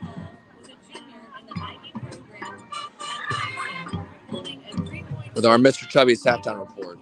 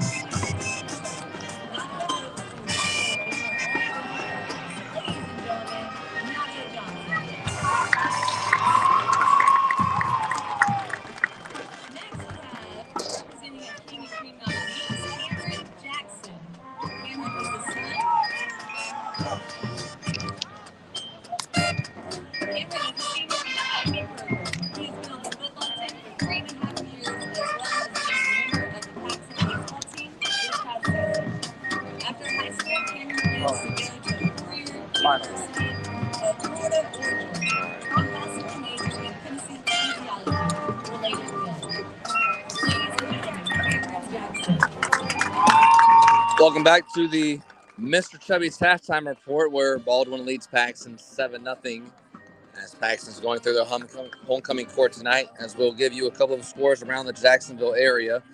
Sandalwood leads Mandarin 7-0. Fletcher leads First Coast 28-6. Terry Parker on top of University Christian in a surprise 14-7. In an 8A battle between Oak Leaf and Bartram. Oak Leaf on top of Bartram in the second quarter, 14-6. Baker County has just taken the lead over Ed White, 15-8. That game between Baker County and Ed White is for the district championship in 5A, a team that Baldwin will play in Baker County in 2 weeks. And two more scores to give you. Palatka leads Eastside 8-6, and Bradford, who Baldwin just played, leads Yulee 14-6. As we are just under 6 minutes left, in halftime at Paxon High School with perfect weather. The sun is gone, the lights are on as the band plays during the homecoming court for Paxon, as it'll be Baldwin's homecoming next Thursday against Wolfson. Wolfson only has 2 wins on the year. One against Stanton. That came a couple weeks ago. And again, that game will be Thursday night. And then they will have the regular season finale against Baker County, who leads Ed White right now 15-8 in the second quarter.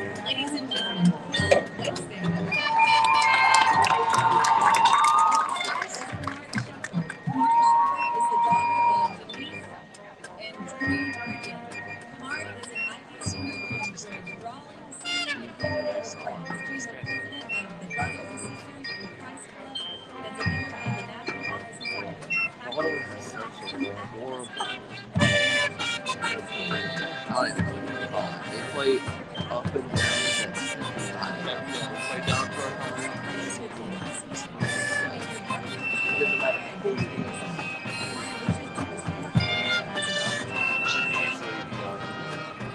Usually have 2 more shots on top of us.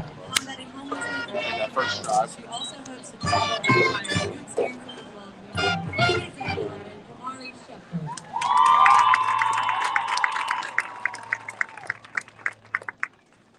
In the moment we've been waiting for.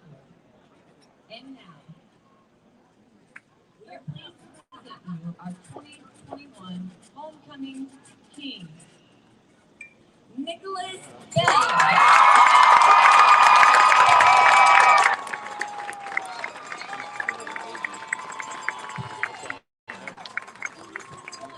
Homecoming Queen, Nadia.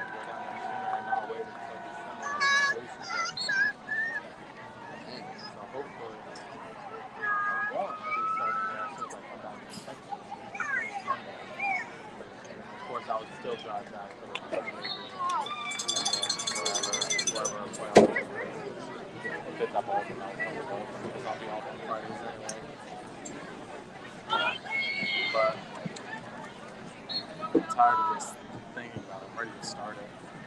I'm kind of how you are with everything. Like you're just ready to start whatever.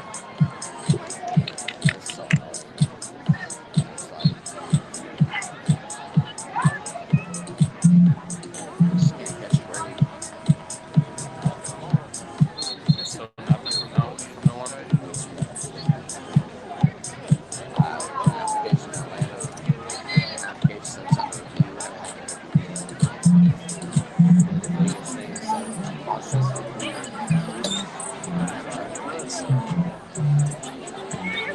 Try like calling anyone.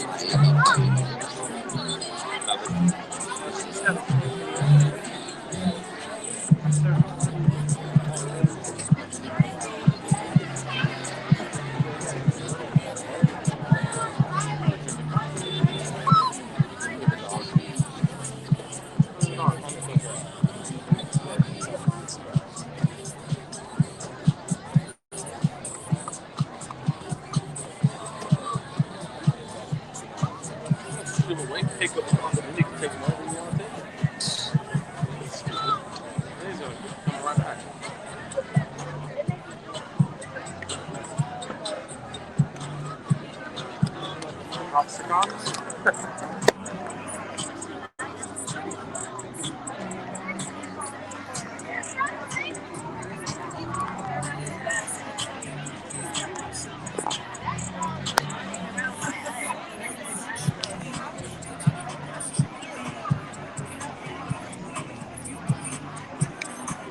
Yeah, like, sorry, I left him in my car. I thought he would have been patient.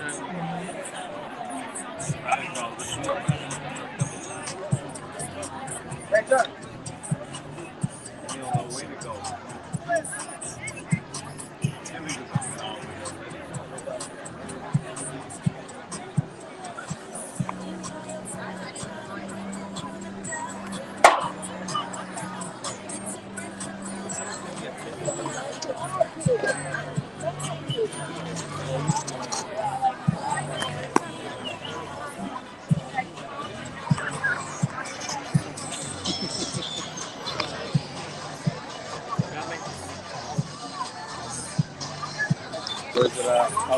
Welcome back. As we were about to start the second quarter, Paxon still stretching in their end zone. Baldwin's kickoff team is on the field. And, I was talking to Coach Shields at lunch today, and he was expecting an easier win than what Baldwin's had so far this season. And it hasn't looked like that so far. Offense hasn't really had much of a rhythm outside of its first drive that ended in a fumble inside the 10.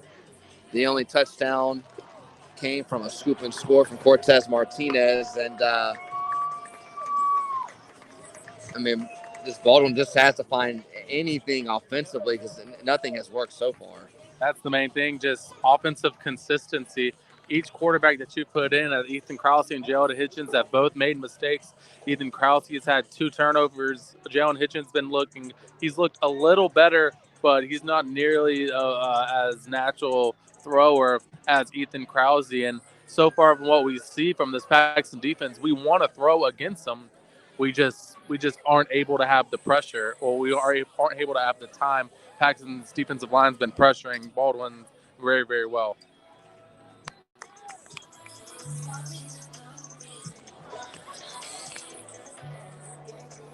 So the referee runs from Paxton's sideline and will give the ball to Baldwin's kicker, Pardo. As he'll tee it up, facing Baldwin's sideline. Kicking it off from our Burkins Chevrolet broadcast booth, going right to left. Baldwin tries to get a 5-2 before the homecoming game next week against Wolfson next Thursday. As we're just waiting for the whistle, there it is. Pardo looks right and looks left, looks back right again. Jogs past 35, boots it away from the 40. And finds a dead spot right into the man at the 37-yard line where Paxton will start their drive. So, Baldwin's defense has scored the only points on the night, has not given up any points, although Paxton's had a couple of drives they've put together.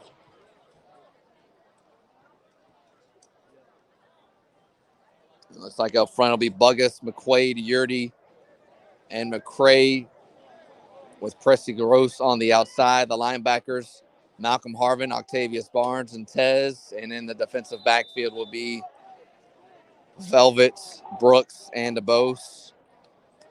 Jumbo set, 2 wings and a tight end to the right. Running back to the left of the quarterback. It's a handoff to Steven. McCray wraps him up and brings him down in a hurry. Almost strips it. Running back never had a handle on it, and he got a huge hit from McCray. That was huge. McCray had an offensive lineman who had the wing blocking him straight up, and he was able to just bully him, shove him out the way, and is able to tackle the running back for a tackle for loss. And wow, that was a great way to start for this Baldwin defense. A loss of 4, and McCray's been a huge addition to Baldwin's team ever since Larry Worth went out the first game of the year at defensive end. 11:20 to play, third quarter. Paxton trails 7-0. Hard count, and Buggus jumps. It's been a couple of times tonight where the Baldwin D-line has jumped off sides, and a 2nd and 14 will make it 2nd and 9, just in front of the original last scrimmage. Ball's at the middle of the field, and Paxton's own 37-yard line. Jumbo set again, 1 receiver split out to the left. Hand off to Steven, off the left tackle. McCray sets the edge again and comes up with the tackle. Boy, good luck running that way.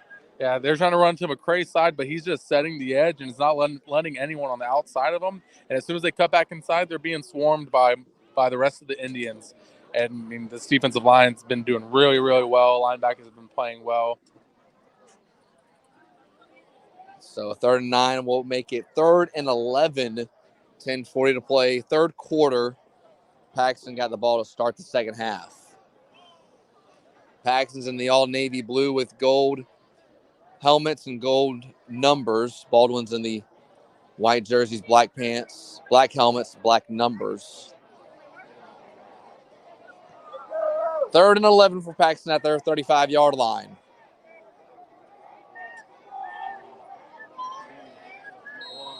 And it'll be a delay of game.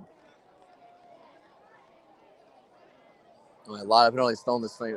Well, after what we saw last week, we saw, I think, a total of, I'm not exaggerating, probably about 30 penalties total. But there's been a lot so far, mostly 5-yard penalties with false start offsides and delay of games. Paxton backs up to their own 30 for a 3rd and 16.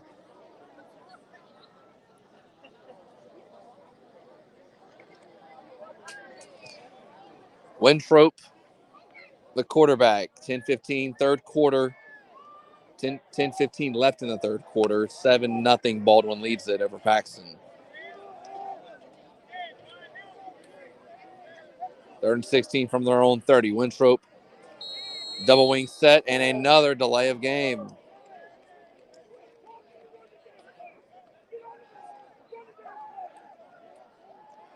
It seems like Paxton's just taking their time, and Coach Brown for Paxton been in the program for, I think, 7 years, started in 2013, getting onto his quarterback, telling him to run the play. 3rd and 21, 3-step drop. Winthrop steps up and gets tackled from behind by McCray. And I think it's Malcolm Harvin.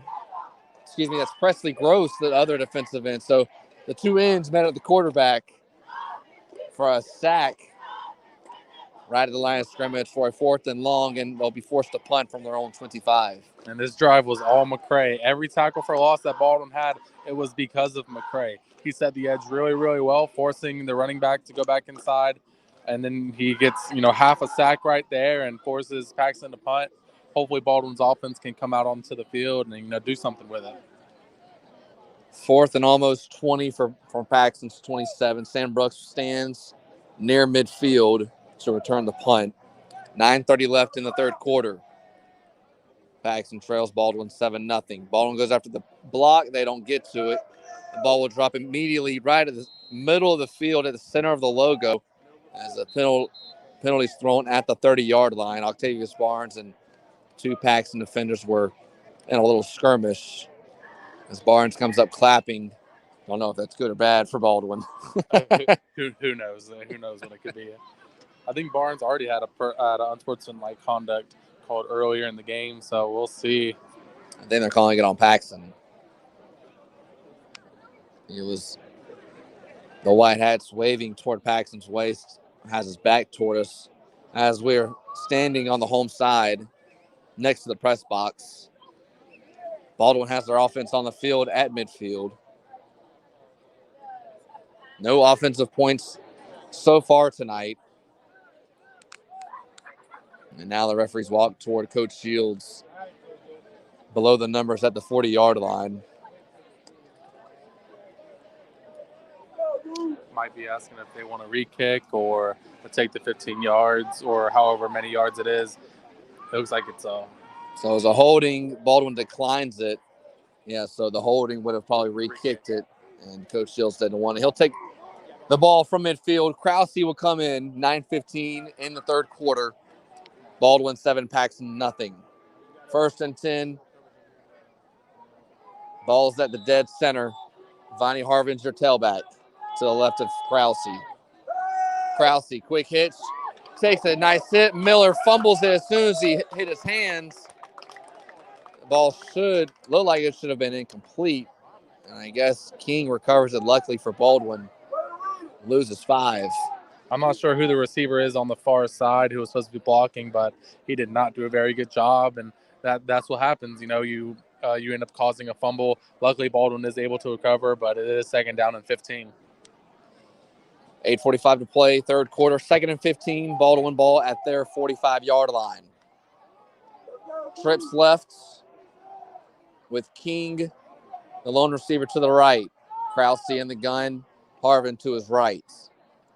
Middle Mike back here comes on the blitz. Now he backs off. Krause. Curl route. Malpress caught at left hash at the 47. Turns upfield. Gets back to the 46-yard line. Went a little east and west instead of going north and south, but nonetheless, a nice pitch and catch to Malpress. Great job by Malpress, you know, getting as many yards as he can, but not fighting too much, and ends up getting a good bit of yards to leave Baldwin at a 3rd and manageable at about 3rd and 7.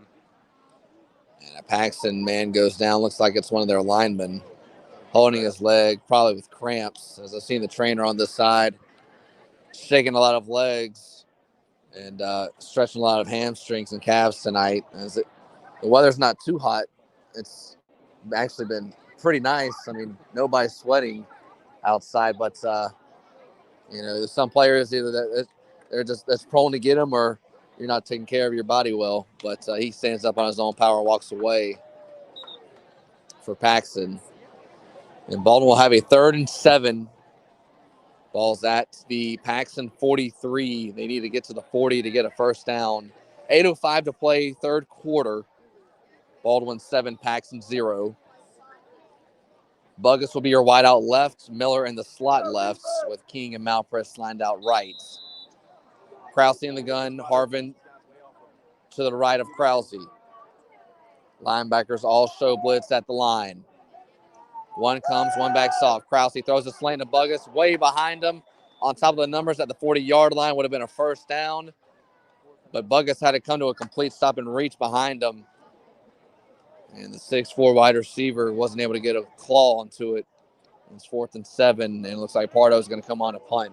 It was a huge missed opportunity by Krause.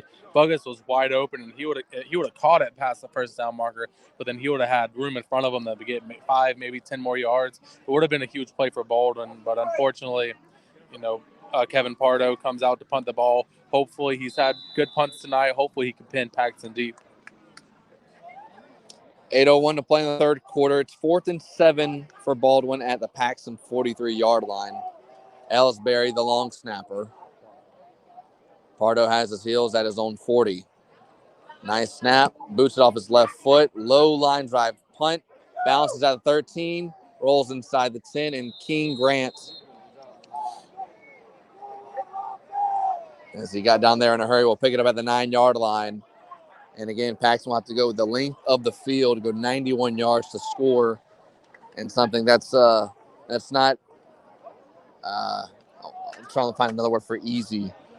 Not very manageable against this Baldwin defense.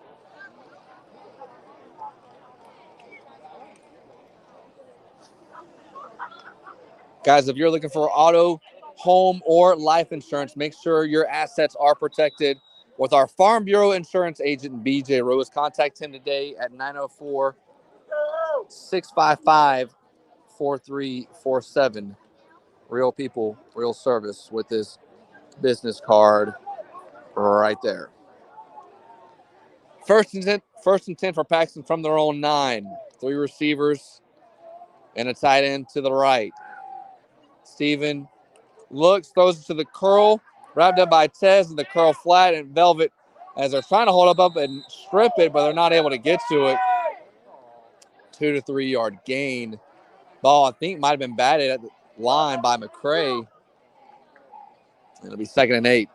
Great job by the Baldwin defense going and getting the receiver as soon as he catches it. But nice job, like a couple of defenders holding him up and then a couple of other defenders trying to strip the ball from him. And, that's how Malcolm Harvin stripped the ball earlier in the first quarter to lead to the only Baldwin touchdown of the game.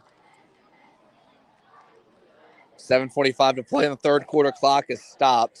2nd and 7. Doing a trick play. Everyone's lined up to the left, only the center, tailback, and quarterback. Quarterback, 3-step drop, throws a go route to the right side, incomplete. So of the 11 men on the field, I think 7 were lined up to the left hash. The ball was at the middle of the field, and Baldwin wasn't having any of it. And the ball was just a normal go route, incomplete. Yeah, you can tell Baldwin's they went over that in practice because usually a lot of the times if it's your first time seeing a weird formation like that, a defense is just going to call a timeout and kind of explain it and see if they come out in it again. But Baldwin knew exactly what to do. They played it perfectly, and now it's 3rd down and long. Clock stops. 7:40, third quarter, 3rd and 7. Same formation again, and Coach Brown will want a timeout. He stands at the 10-yard line with his hands on his hips and wants his offense. And Baldwin, if you remember, we saw this against Andrew Jackson when they ran the conversions with what you call the swinging gate. Everybody lines up to one side, and it's essentially if you have all your fat guys to one side and your athletes to the other, well, you just find the matchup you want. But it doesn't look like Paxton has been able to adjust to it.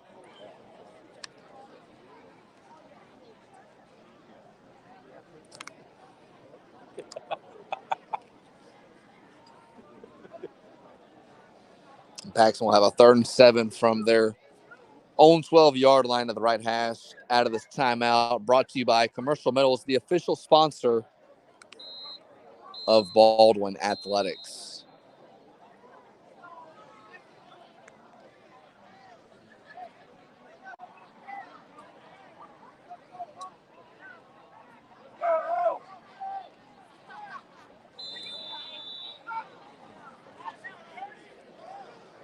Third and 7. Swinging gate again. Screen pass left side. And it's caught by the receiver, but he has to fall to his knees.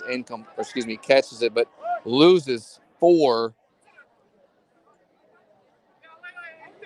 So Coach Brown for Paxton throws his palms up, not happy with his offense.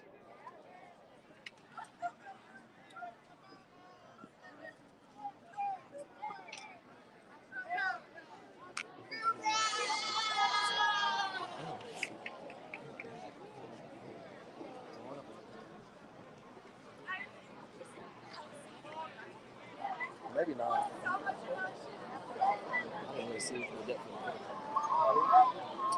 So Paxton will punt from their own end zone. 7:20 clock runs, third quarter. Baldwin leads Paxton 7-0. Sam Brooks stands at the 35-yard line. Mason Carter at the 35. Snaps right to his chest. It's a high, short punt again. Carter gets under it at the 37. Excuse me, Sam Brooks. He runs around the right side, past the 30 to the 20. I see 3 flags are thrown. One at the 20 on the near side and one on the far side at the 25. And usually when that happens, it's a block in the back. With just under 7 minutes to play in the third quarter. And a lot like last week, a lot of stoppages with a lot of false starts. As Baker County leads Ed White 22-16 at halftime. That game for the 5A district championship. Baldwin plays Baker County in 2 weeks. But Sam Brooks has a nice return, with the penalties were thrown all over the field halfway through the third quarter.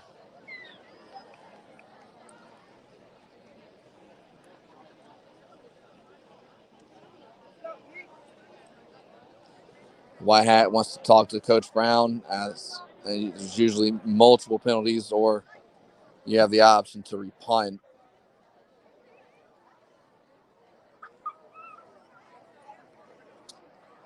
It's a personal foul.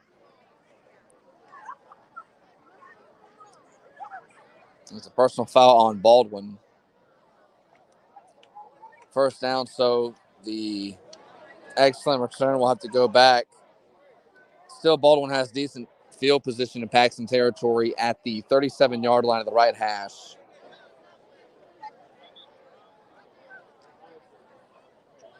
Miller and Grant lined out left. Man-to-man defense to the left side. Ball's at the right hash with Hitchens in at quarterback this time. DeBose at tailback to the left side. One safety over top, but he's lined up closer to the right hash where the ball is. 6:53 to play, third quarter. Baldwin leads Paxon 7-0. 4-man front. Backer shows blitz. Now he comes. Read option. DeBose finds a hole. He bursts through it. He's past the 20 into the 10, and Baldwin finally gets into the end zone for the first time on offense. And they lead at 13-0. Man, that hole opened up so huge. No one touched him, and he was just able to run right into the end zone untouched. I mean, great play for Baldwin. One play, one touchdown. Extra points coming out onto the field with Aiden O'Neill. Boy, and they brought the blitz too. That was one of those things where someone didn't have their assignment on defense, and Armel DeBose burst through the hole.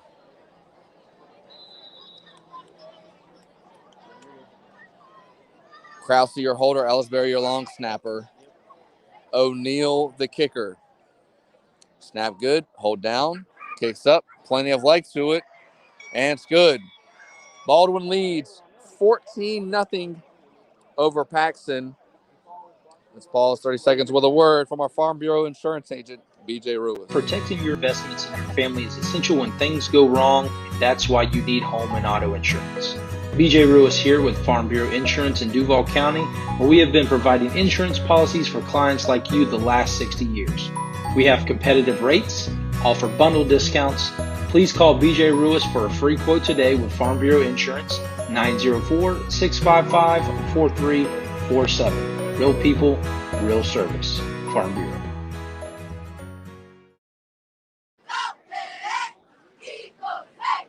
.6:44 left in the third quarter, where Baldwin finally puts its first points on offense on the board. They lead Paxton 14-0. Cortez Martinez got the scoop and score that went 65 yards in the first quarter. And Armel DeBose went about 30 on that touchdown run. Pardo looks left and right. Jogs with his neon cleats. It's a squib kick that'll bounce in the dead area of the 20-yard line. Get past the man at the 15 after he touches it, and Paxton will take over at their own 14-yard line to the left hash. That was an excellent kick. That was a really, really nice kick by Kevin Pardo. It looked like it was just going to be a pooch kick, but then it just sailed over the second line, and luckily a Paxton returner touched it. Then it went out of bounds, so there's no penalty, and setting Baldwin up in really good position already.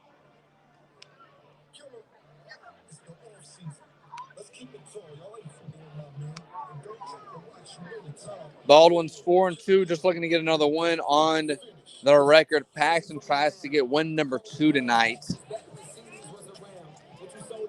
Paxon's 1-6, but has had a tough schedule with their last 2 games, traveling to Swanee and playing Ed White.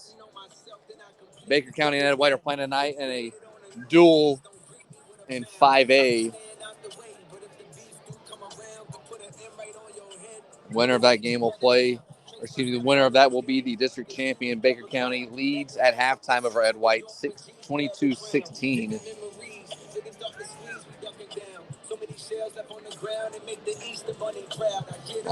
I'm assuming we're in a water timeout as both teams are at the huddle. The numbers on their sideline. Timeout brought to you by Papa John's Pizza in Baldwin, Florida. If you're looking for any pizza, meatball sub, calzone, or even a salad, make sure you go to Papa John's Pizza in Baldwin, Florida, right at the intersection of Old US 90 and 301.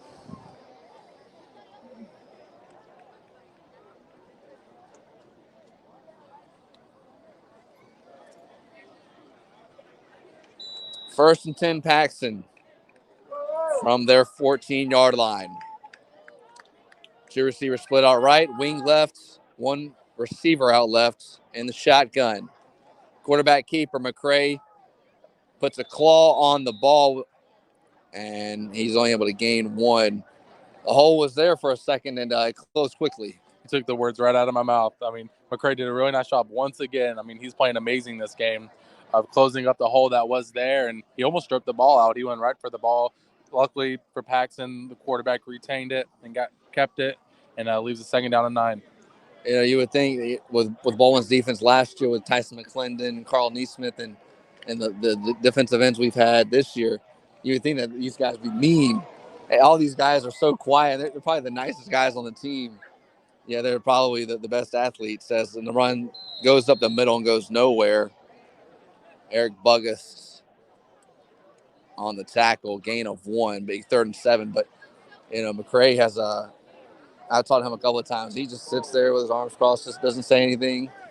Pretty much just like any quiet kid. You would never think that he would ever wreak havoc on a football field if you saw his personality. But, you know, some of those guys just know how to turn on the switch. Those are the most dangerous kind of people. I mean, kind of like Luke Kuechly. Like, watching the videos of him, he's so quiet. And then when he played, he was a maniac. 5:20 to play, 3rd quarter. 3rd and 7, trips right for Paxon. 3-step drop. Cover 3 defense. Ball's thrown in the middle of the field. Intercepted by Armel DeBose. He's at the 45. Across the 40. Runs to the right side. Across the 30. He jogs. Across the 20 to the 10. And will run out of bounds inside the 10-yard line. And that might be the spark Baldwin needs to blow this thing open. I'm not sure where the quarterback was throwing it. I mean, DeBose could have just waved and called a fair catch before he caught it. That ball was just lobbed up. I mean, there was no one within 15 yards of the defenders, and a really, really nice return, putting Baldwin inside the 10-yard line and setting Baldwin up to go up 21-0. 5:02 left in the 3rd quarter. Baldwin has the ball, looks like, at the 7-yard line. And an offense that's been swapping quarterbacks with Krause and Hitchens all night.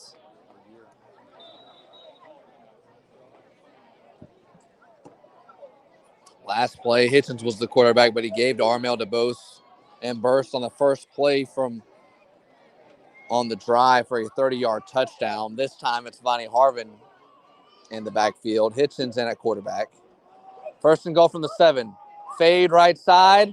It's caught. Was he in? He is. Touchdown, Baldwin.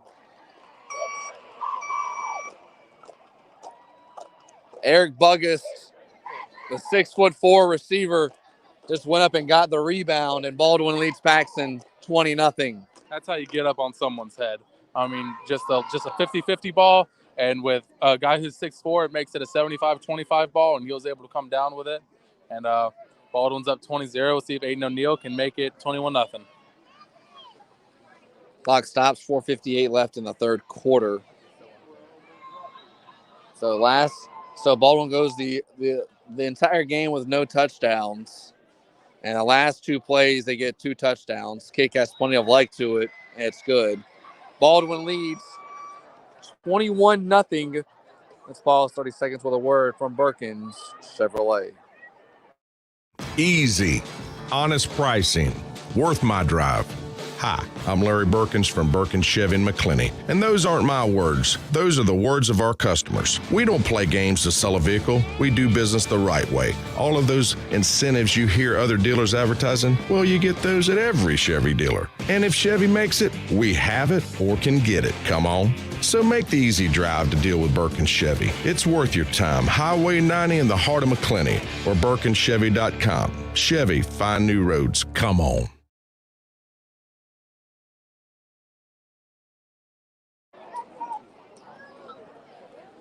.454 left in the third quarter. Baldwin leads Paxon 21-0. The last two plays from Baldwin's offense has been 2 touchdowns.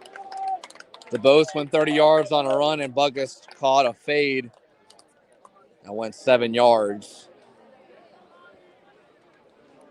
Pardo will go right to left from our Burkins Chevy broadcast booth.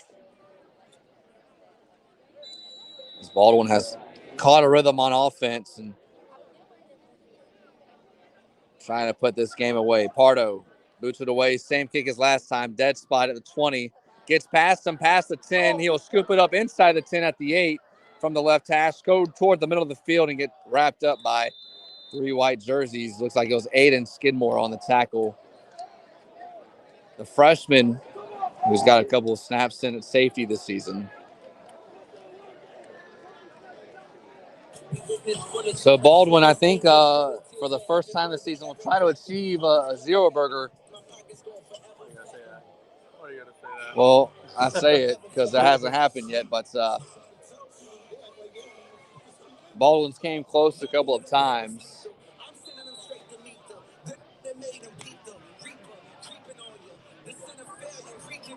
Baldwin's defense has played outstanding. Coach Velvet with another great game plan.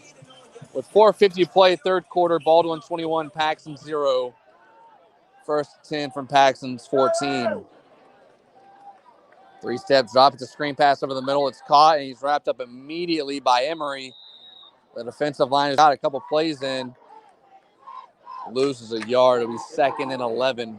Caught over the middle of the field. Emery, the nose tackle. You know, the JV team wrapped up their season last week, and Baldwin has a core of about 25 guys, and they rely a lot of on that JV with, you know, Emery and Ellsbury specifically on the line. And you're seeing a lot more of those guys play tonight. 2nd and 11, swing pass, right side, caught behind the line. Cortez Martinez draws him back in. Octo wraps him up, and Cortez Martinez brings him down on top of the painted numbers on the right side at the 15-yard line. 4 minutes left in the third quarter. A lot of running, but only a gain of 1 for a 3rd and 9. Exactly. He was running back and forth, trying to find a block, but Baldwin was swarming to the ball, and only a gain of 1, which leaves it 2nd down and 10 for Paxon.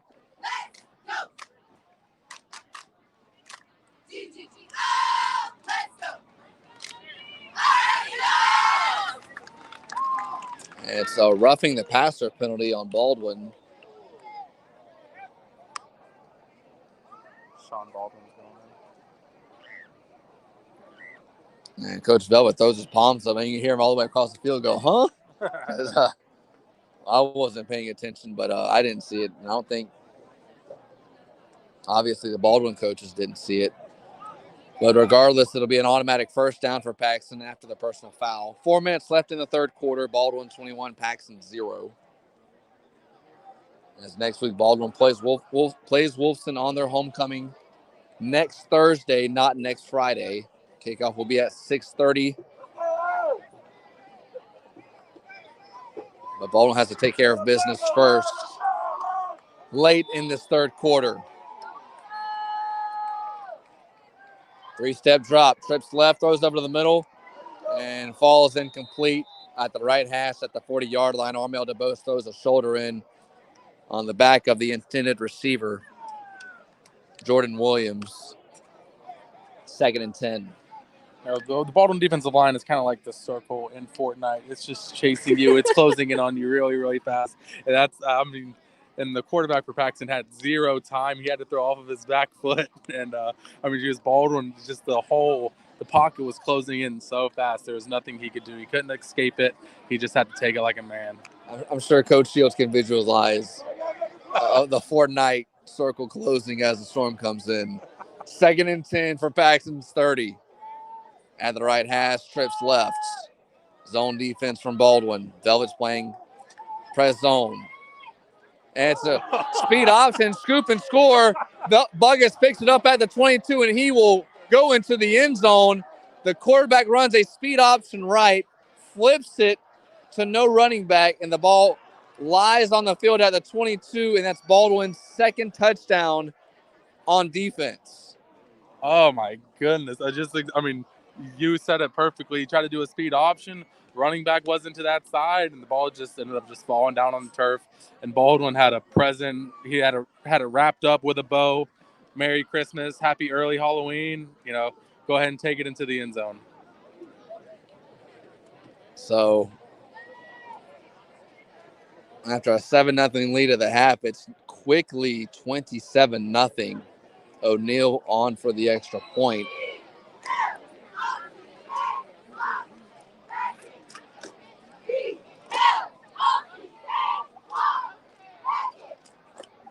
Snap good, hold down, kicks up. Plenty of leg to it. It's bueno. Baldwin 28. Paxon 0. This ball is 30 seconds with a word from Northeast Florida's Seamless Gutters. Guys, in the summer, it rains almost every day here in the Sunshine State, and you need to be held responsible for the water that hits off your roof. That's why you need gutters, leaf coverings, and drainage through Northeast Florida Seamless Gutters. Family owned and operated, based out of Briceville, Florida, Josh Wirtz will install your gutters with great quality at a reasonable price. Contact him today for a free quote at 904-322-2063.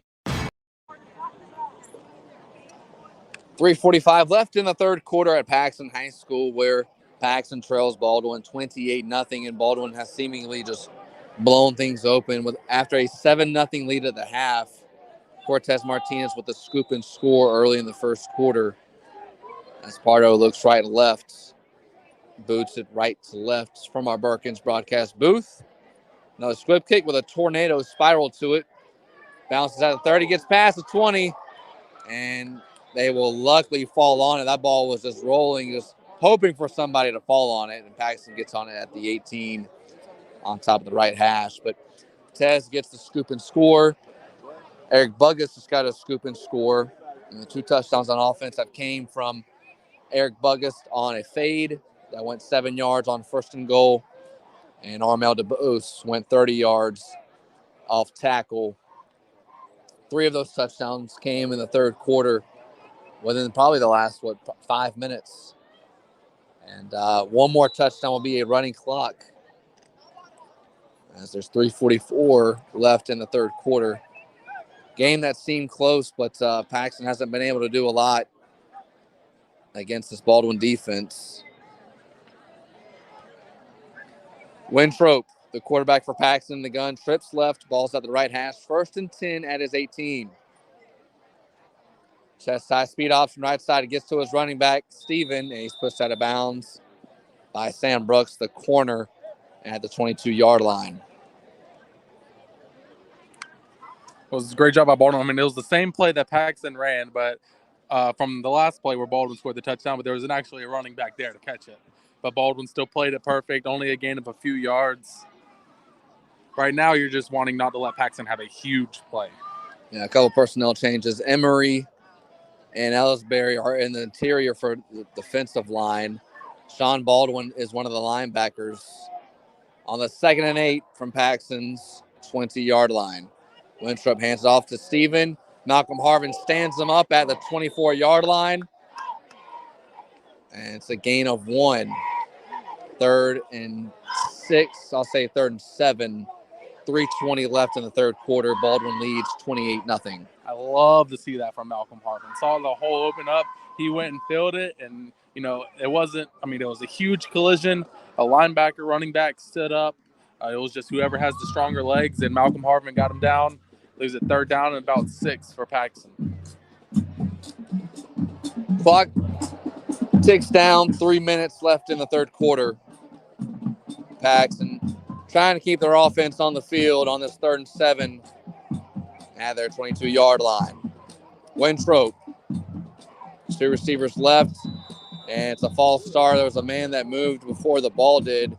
Looks like half the players were moving, half weren't.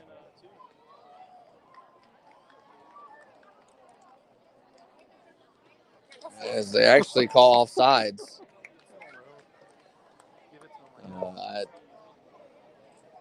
I didn't see an offsides, but it'll make it 3rd and 2.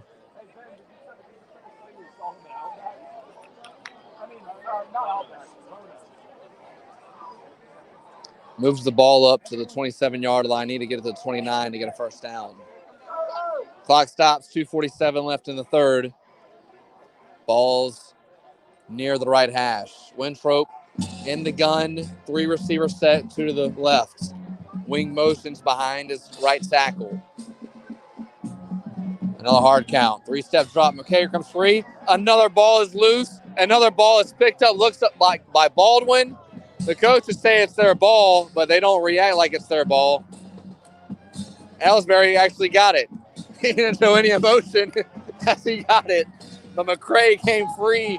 The ball went straight back, and Baldwin gets another turnover on defense. I mean, McCray's been playing unbelievable this game. He came free off the edge, which one is the first mistake. That should not happen from what happened all the first half. And, he went for the ball, not necessarily for the sack. He went for the ball. The quarterback was reaching back to go throw it. And Baldwin did a nice job scooping it up and giving us the ball at the 15-yard line. It's 28-0, 2:41 left in the third, and a touchdown and extra point will put a running clock on the board. It's 1st and 10 for Baldwin at the 15-yard line. Hitchens in the gun. 3-step drop. Over the middle of the slant. Caught by Miller. Is he into the end zone? He is. Touchdown, Baldwin. So after no points in the first half, 3 drives for Baldwin's offense. They've scored on the first play of the drive. Boy, and everybody's getting a touchdown then on offense. Buggus got 1. DeBose got 1. And now Jahad Miller, just like last week. And it's now 34-0, an extra point away from a running clock.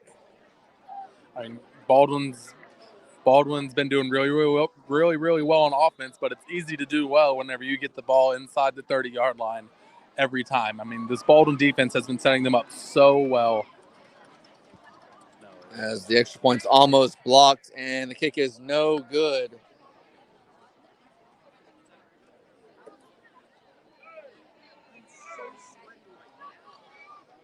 He pushed it just a little left, and the score will stay 34-0 in favor of Baldwin. Northeast Florida Painting and Pressure Washing, guys. There's nothing that looks better when your driveway looks a little dirty and then it comes back squeaky clean. Or if you need some painting done around the interior or exterior of your house, make sure you call Northeast Florida Painting and Pressure Washing with Randy Shepard at 904-591-7579 or email him randyshepard@comcast.net. Also, Northeast Florida Seamless Gutters. Contact Josh Schwartz at 904-322-2063 for any gutter needs if you need one or just want to get a new one, as it's a whip kick by Pardo again. Bounces across the 20 to the 15, picks it up at his own 12 at the middle of the field, finds some room, bounces off Carter before he's wrapped up, and it's sinking down to the right hash at the 26-yard line. So, Devin, in journalism school, you learn that when the game is close, that, you can't really mess around. So, when Baldwin hasn't been able to get a big lead, so you try to entertain your crowd. So I'm going to see if I can ask you a trivia question, see if you can answer this question. And this is up your alley. Are you ready for this one? What's the subject? It's the NFL draft. Gosh, which year? It's a lot of years. Oh, dang. Okay. So as Paxton has 1st and 10 from their own 25. So let's go back and forth. Tell me number 1 picks in the NFL draft that weren't quarterbacks. And I'll let you sit here for a couple minutes and think of a couple. And we'll go back and forth. As Paxton has 1st and 10 at the 25-yard line at the right hash. Paxton trails 34-0. Speed option left. Tries to turn it up, and McCray brings him down from behind. Actually, that was number 79, Aiden Gottberg, the JV lineman. McCray almost got to him from the backside. Makes it 2nd and 11. And McCray will come out for number 53, Jones. You got a couple? I can only think of one. Oh, my goodness. Dang, I thought this was going to be up your alley. 2nd and 12. Speed option again. The quarterback flips it to this running back, and he's wrapped up. Brought down by Sean Baldwin for a loss of 4. So it's 3rd and long for Paxton. So what do you got? All you got is Jadeveon Clowney. Jadeveon Clowney. I could give you Clowney. I could give you Myles Garrett. I could give you Mario Williams. I could have gave you Keyshawn Johnson. I could have gave you Jake Long from 07 with the Dolphins. I could have gave you Bo Jackson in the early 80s, even though he never played for the Bucs. Man, I've been. You know how long I've been waiting for that trivia question? I was like, oh, this is gonna be a good one for Devin. Wow. Nope. Never mind. 3rd and 16, and Coach Brown wants a timeout. Clock will stop 1:01 in the 3rd quarter.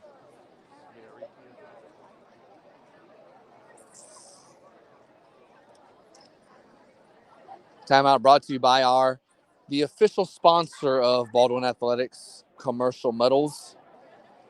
Thank them so much for what they were able to do and help Baldwin financially during a hard time, especially during a year of COVID when Baldwin wasn't able to fundraise like they wanted to. And Commercial Metals was able to fund not only the football team, but any of the athletics that surround Baldwin, as it's 34-0. Baldwin leads Paxton. It was only 7-0 at the half, but Baldwin has exploded in the 3rd quarter. Special teams, defense, especially, and the offense has had every starting drive, I believe, in Paxton territory within the 30 yards of the end zone, which helps a great deal as a lot of JV players are coming into the game that got moved up last week after their season ended. Aiden Skidmore in at safety. Antonio Laws in at linebacker. As it's 3rd and 16, quarterback keeper, no, it's a reverse. Jones can't keep contained. He tries to hog him from behind. Reverses field again from the right hash toward the middle of the field, and he's still going to be about 3 yards shy of the 1st down, but a great play call from Coach Brown coming out of the timeout. And it'll be 4th and I'll say a long 2, short 3 at the middle of the field, and they're keeping the offense on the field at their 34-yard line. Marshall, the quarterback, wing right. And it's going to run up the gut, and he needed 3, got 4, moved the chains with 42 seconds left in the 3rd quarter.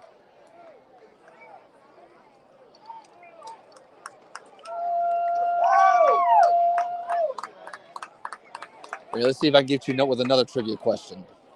All right, there are 3 teams in the NFL that have their mascot names spelled out on their helmet. So, for example, as there's a penalty pre-snap on a 1st and 10. So, like, for example, so if the Jaguars had their names, their mascot spelled, it would spell Jaguars. So there are 3 teams in the NFL that have their names spelled out on their helmets. What are those 3? I'll give you a couple. I'll give you some time to to simmer on that. As it was offsides, 1st and 5. Ball is loose, but running back gets it back. And I thought it was DW. It was Trent Edwards in on the tackle. The exchange from the quarterback to the running back bobbled it, somehow got it back, and gets past 5 yards, past the first down marker, into Baldwin territory at the 48-yard line.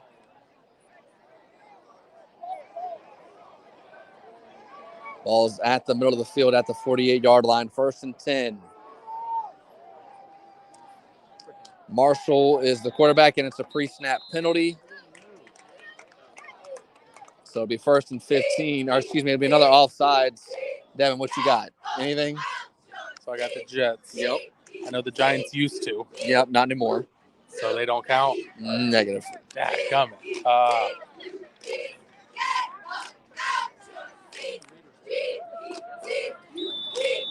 Do the Raiders count? Yep, the Raiders spells out Raiders on their helmet. And there's one more team. They reside in the northern part of the United States of America. They're up north. What division are they in? Come on, man, give it away. AFC and AFC. AFC.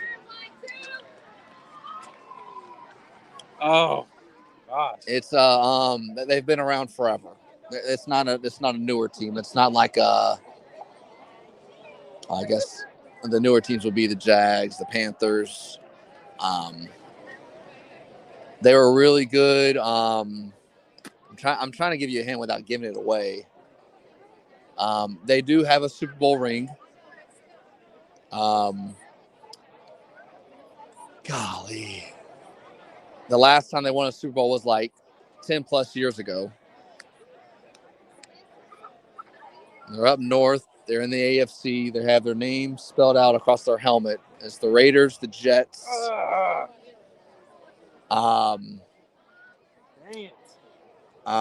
They're usually a physical team. They're mostly known for their defense. As that was an excellent tackle by number 79, Gottberg. Running back got his feet taken out from him. Loses to 2nd and 7. You want me to give it away? Yeah, I don't. It would be the Pittsburgh Steelers. It says It says Steelers across their helmet. I was one thing I was thinking about. I didn't think it said Steelers. Yep. And Mr. Mulvey over here got it before you. Run up the gut, goes about 8 yards on a 2nd and 7, and gets the first down. 11-23. Yeah, he got all 3. Man, let me see. I have a lot of college, but there's no way you get any college. Like the only SEC team and that doesn't have a baseball team, Vanderbilt. I'm trying to think, man. 11 minutes left in the fourth quarter with this Baldwin-Paxon game. 1st and 10 for Paxon at Baldwin's 38. Ball's near the left hash. Screen pass right side. Ball is dropped. Skidmore was right on top of him. Incomplete. Always broadcast brought to you by the good folks over at Burkins Chevrolet in McClenny, Florida. As they are rolling out the all-new 2022, well, anything you can think of. Silverados, SUVs, cars.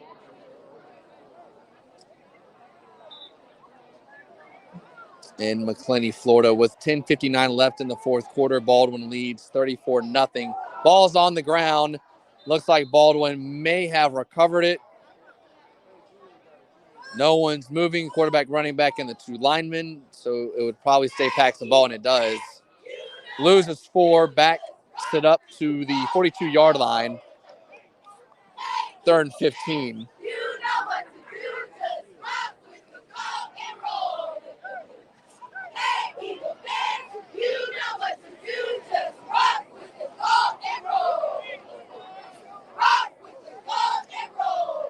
Man, I'm trying to think of another trivia question. I'm just trying to think of something in your wheelhouse. Man. 3rd and 15. Paxton ball at the 42. Motion man left to right. Quarterback keeper, he rolls out right. Now he wants to chug one deep, and it's incomplete at the 15-yard line. The right tackle held, but Coach Shields will probably decline it and force a 4th and 15. Let's do an easy one. Teams that have not won a Super Bowl in the NFL. Okay, so I think there's 5 or 6 of them. Unfortunately, the Jags. Yep. Titans. Yep.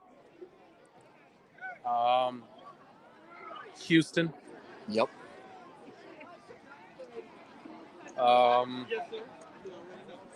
Browns have won one.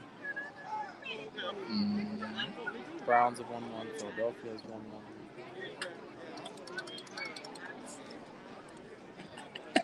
Mr. Mulvey's trying to give him some help. Oh, I mean, it's doing double duty. He'd crush trivia right now, still running film. 4th and 15. I'll let you think about it. For Paxon, 3-step drop, steps up, escapes the pressure, hawked down by Sean Baldwin at the 38-yard line on the numbers at the right side. Looks like it'll be a holding as the penalty's thrown in the backfield. And it'll be Baldwin ball, penalties decline. So you got the Jags, the Texans, the Titans. The Cardinals. Yep. And the Chargers. Yep. There's another team. What is that? They started playing after 1985. Panthers. Yep, the Panthers. There's a team that almost won a Super Bowl a couple of years ago. No, that was the Panthers, but there's another team like the Panthers that have never won a Super Bowl. They reside in the NFC. I already said Cardinals. Yep. As it's Baldwin ball, 1st and 10 at their 38. He stumbles. It's Kayvon Williams. Traylon Brown on the jet sweep to the right side. A lot of new numbers that I'm not used to. And that's for a good thing, as it's 9:30 left in the game. Baldwin 34, Paxon nothing. They're in the NFC. Never won a Super Bowl. They went to a Super Bowl a couple of years ago.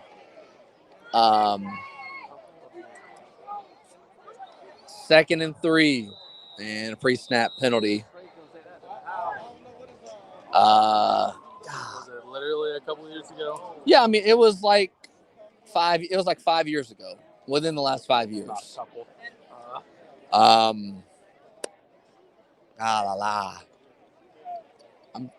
couldn't even. Has Detroit won one? Detroit hasn't won one. That's one, but that's not the one I'm thinking of.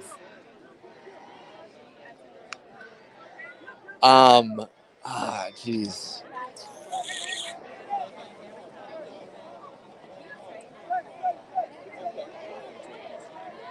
$9:13 left in the game. Baldwin leads 34-0.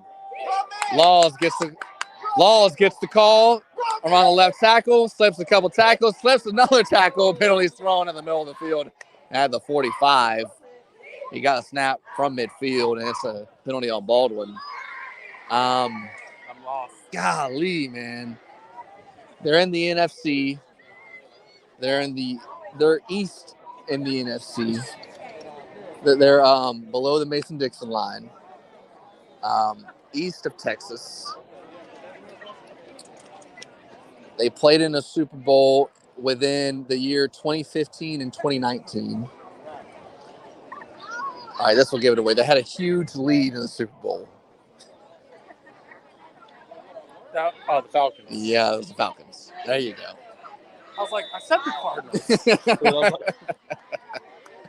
9:04 to play in the game. 1st and 16. Jet sweep. Turns it upfield up for the right tackle, inside the right hash. Tackle just past midfield. Trent Edwards on the jet sweep. Gets back to the original line of scrimmage on a 2nd and 9. Trying to see what a lot of these young bucks have. As you know, a lot of these guys haven't had varsity snaps. Because when you're playing valuable games, it's it's hard to get in. But this has been the only Baldwin game that's really been a blowout where we can allow the JV guys to come in. Huge hole past the 40, past the first down marker, tackled at the 35-yard line. That was Laws. As Laws was going east and west and finally got downhill. 1st and 10, Baldwin ball at the Paxon 35, 18 to play in the game. Baldwin leads Paxon 34-0. As they only had a 7-0 lead at the half and blew it open in the third quarter. Jet sweep right side. Has a hole. Has some room to the 25 to the 20. Tackled from behind from the shoestrings. It was Brown again on the jet sweep. Boy, he's getting a lot of yards on this drive. As I'm trying to think of another trivia question for old Devin.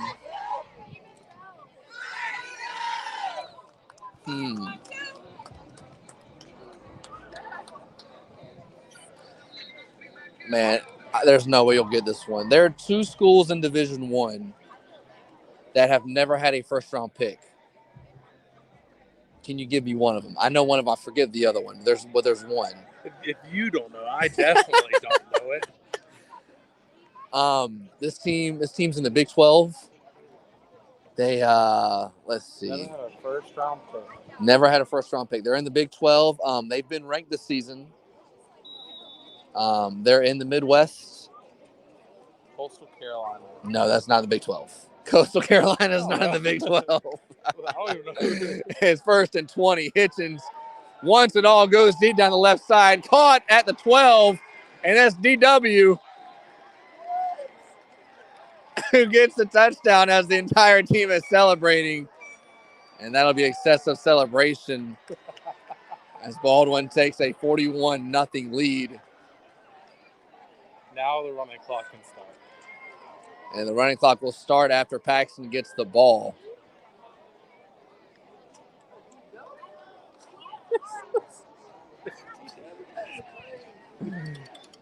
BW, who they all call Walmart. Walmart came in clutch right there. Prime delivery. With just under 8 minutes to play in the game, Baldwin leads 41-0. So the Big 12 team that has never had a first-round pick is Iowa State. Oh. I mean, I know that. I would have never guessed them. Yeah. I forget what the other school is. I've heard of them. Yeah. Florida have a bye week this week? They do. Florida and the Jags. It's a boring weekend. Yeah, there's no games on college football tomorrow. Literally, there's no top 25 games. Yeah. That's what kills me is so you have 130 college football programs, and I understand there's no NCAA commissioner, and the season is set 8 years in advance. As the extra point is good, it's supposed to be 41-0, but the score shows 42-0. But I mean, you would think halfway through the year you're in conference games and there's no marquee games whatsoever. I mean, there's no only thing I do on Saturday is just watch college football from noon to midnight. I understand some people have those Sundays where they watch the NFL all day. That's how it is for me. And there's no game. The only intriguing game I have is LSU Ole Miss, and that's because LSU just upset Florida. And I mean, LSU just is about to let go Coach O. I don't have a favorite college football team, so my Saturdays go for just watching those top 25 games. I go and I see whoever's in the top 25 if they're playing against each other. Most likely, I'm watching that game, but there's none on, so I'm probably going to end up watching the LSU and Ole Miss game. But just come on at 12 or 3:30. Yeah, one of the two. Devin, check the Baker County Ed White score for me real quick. As there's 7:45 to play, when Paxon gets the ball, it'll be a running clock with a 41-0 lead. 35 points have been scored in the second half. Baker County leads Ed White 22-16 in the third quarter with 3 minutes to go. Coach Cruz pulling double duty. I just can't get Devin to work over here, man. stupid Sprint joined in with T-Mobile. It's always somebody else's fault. Pardo will be kicking it off from his own 25 after the excessive celebration after the DW touchdown. Ball bounces at the 37, and he's tripped up by the turf monster at the 35. Marshall returns it, who's played quarterback mostly in the second half, but Paxon's had a couple of injury bugs. Their best player, number 24, Nick Bell, who's a Navy commit who plays defensive back. He was on the homecoming court, wasn't dressed. The quarterback, the other Bell, got hurt in the first quarter, didn't come back in the rest of the game. So Paxon's down a couple of guys. They only have one win on the year, and it hasn't been the season they've won. But they've played a lot of tough competition against Suwannee and Baker County, Ed White, within the last few weeks. As Baldwin will play Wolfson next week on a Thursday night. The reason why is Florida Georgia week. They split the games Thursday and Friday for high school for cops and, protection. As it's a handoff over the right tackle. Finds a hole. Gets to the second level. Gets 12 yards. Gets near midfield. Clock runs.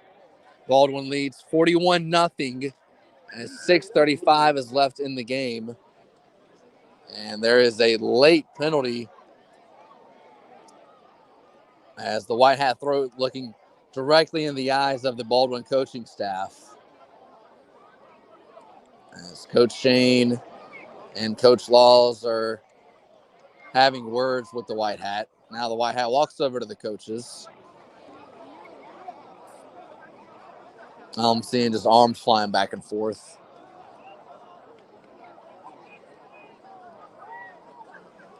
So, but yeah, I don't understand college football why there's no games tomorrow.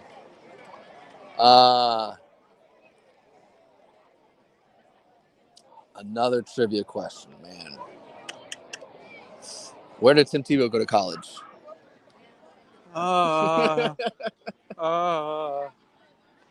Ole Miss? JU? Man.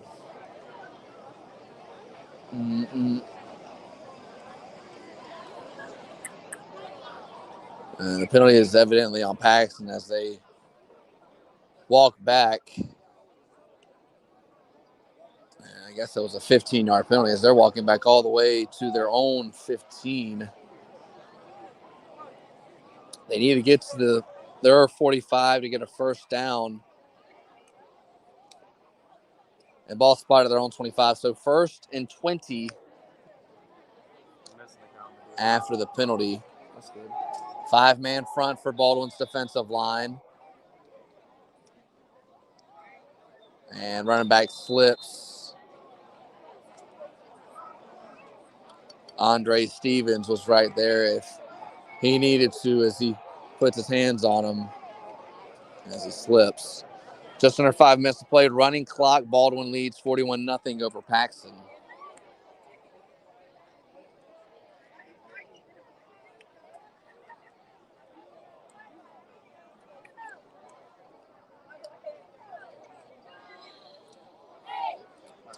And now the ball moves up a little bit. I think they called it a sideline penalty on Baldwin. Yeah, it's funny that middle school game. Coach Velvet is probably the most hands-on coach I've seen. He's always on top of guys in a good way. Yeah. And Devin, you'll appreciate this. He in the middle school game was all the way on the field on the numbers, coaching his guys, and the white hat for the referee was like, "Coach, get off the field." It's like, "Oh, I got you, my bad." And Coach Seals goes up to him and says, "Hey, we're getting all of our time on the field, getting out of the way for the Friday game, right, Coach?" But the middle school team has been playing out of their mind, and the game it's gonna be a war next week, or excuse me, 2 weeks when Baldwin plays Lake Shore. Both teams undefeated. Winner will go play in the playoffs. The loser will go home. And it'll be at Lake Shore on a Tuesday night. But man, you talk about a lot of talent. If Baldwin's able to keep their middle school core talent, and a lot of the team on varsity is sophomores. Um, Baldwin should have a really, really good team within 2 years. And, I've told Coach Velvet a little bit about what the team could be in a couple of years. And he told me that that's not only a team that can make the playoffs, but also make a run in the playoffs. And, a lot of factors will decide for, we're Baldwin's in 4A right now. If Baldwin's goes back to 3 or 1A, Bradford was in 4A last year. They're now in 1A.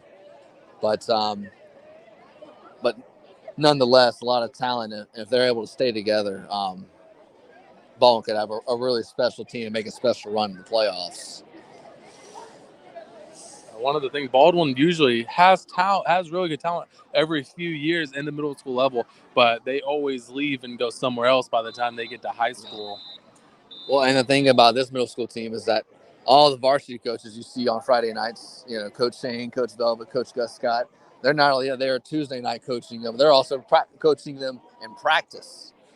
Tuesdays is the game day, but Monday is install for varsity. So when, the guys in the multi-purpose room, Coach Gus Scott comes out and practices with us and teaching them technique, specifically on the offensive line, as Paxon throws this one deep.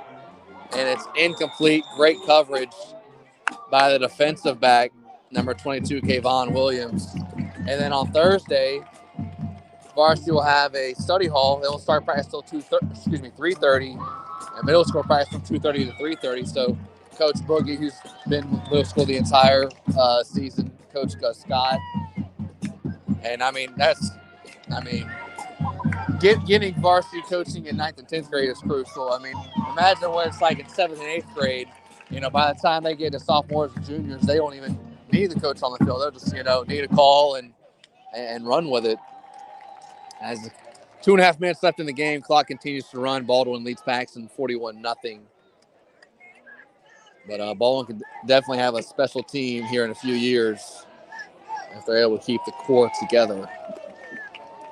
Only one game has been within like 14 points. Every other game has been 120+. And I think Lakeshore has pretty much done the same to every other team, too.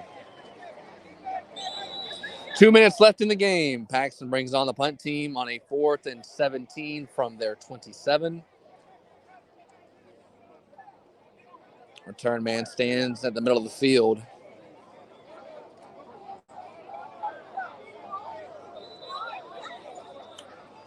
Yes. Paxton calls timeout. Clock stops, 1:48 to play in the game.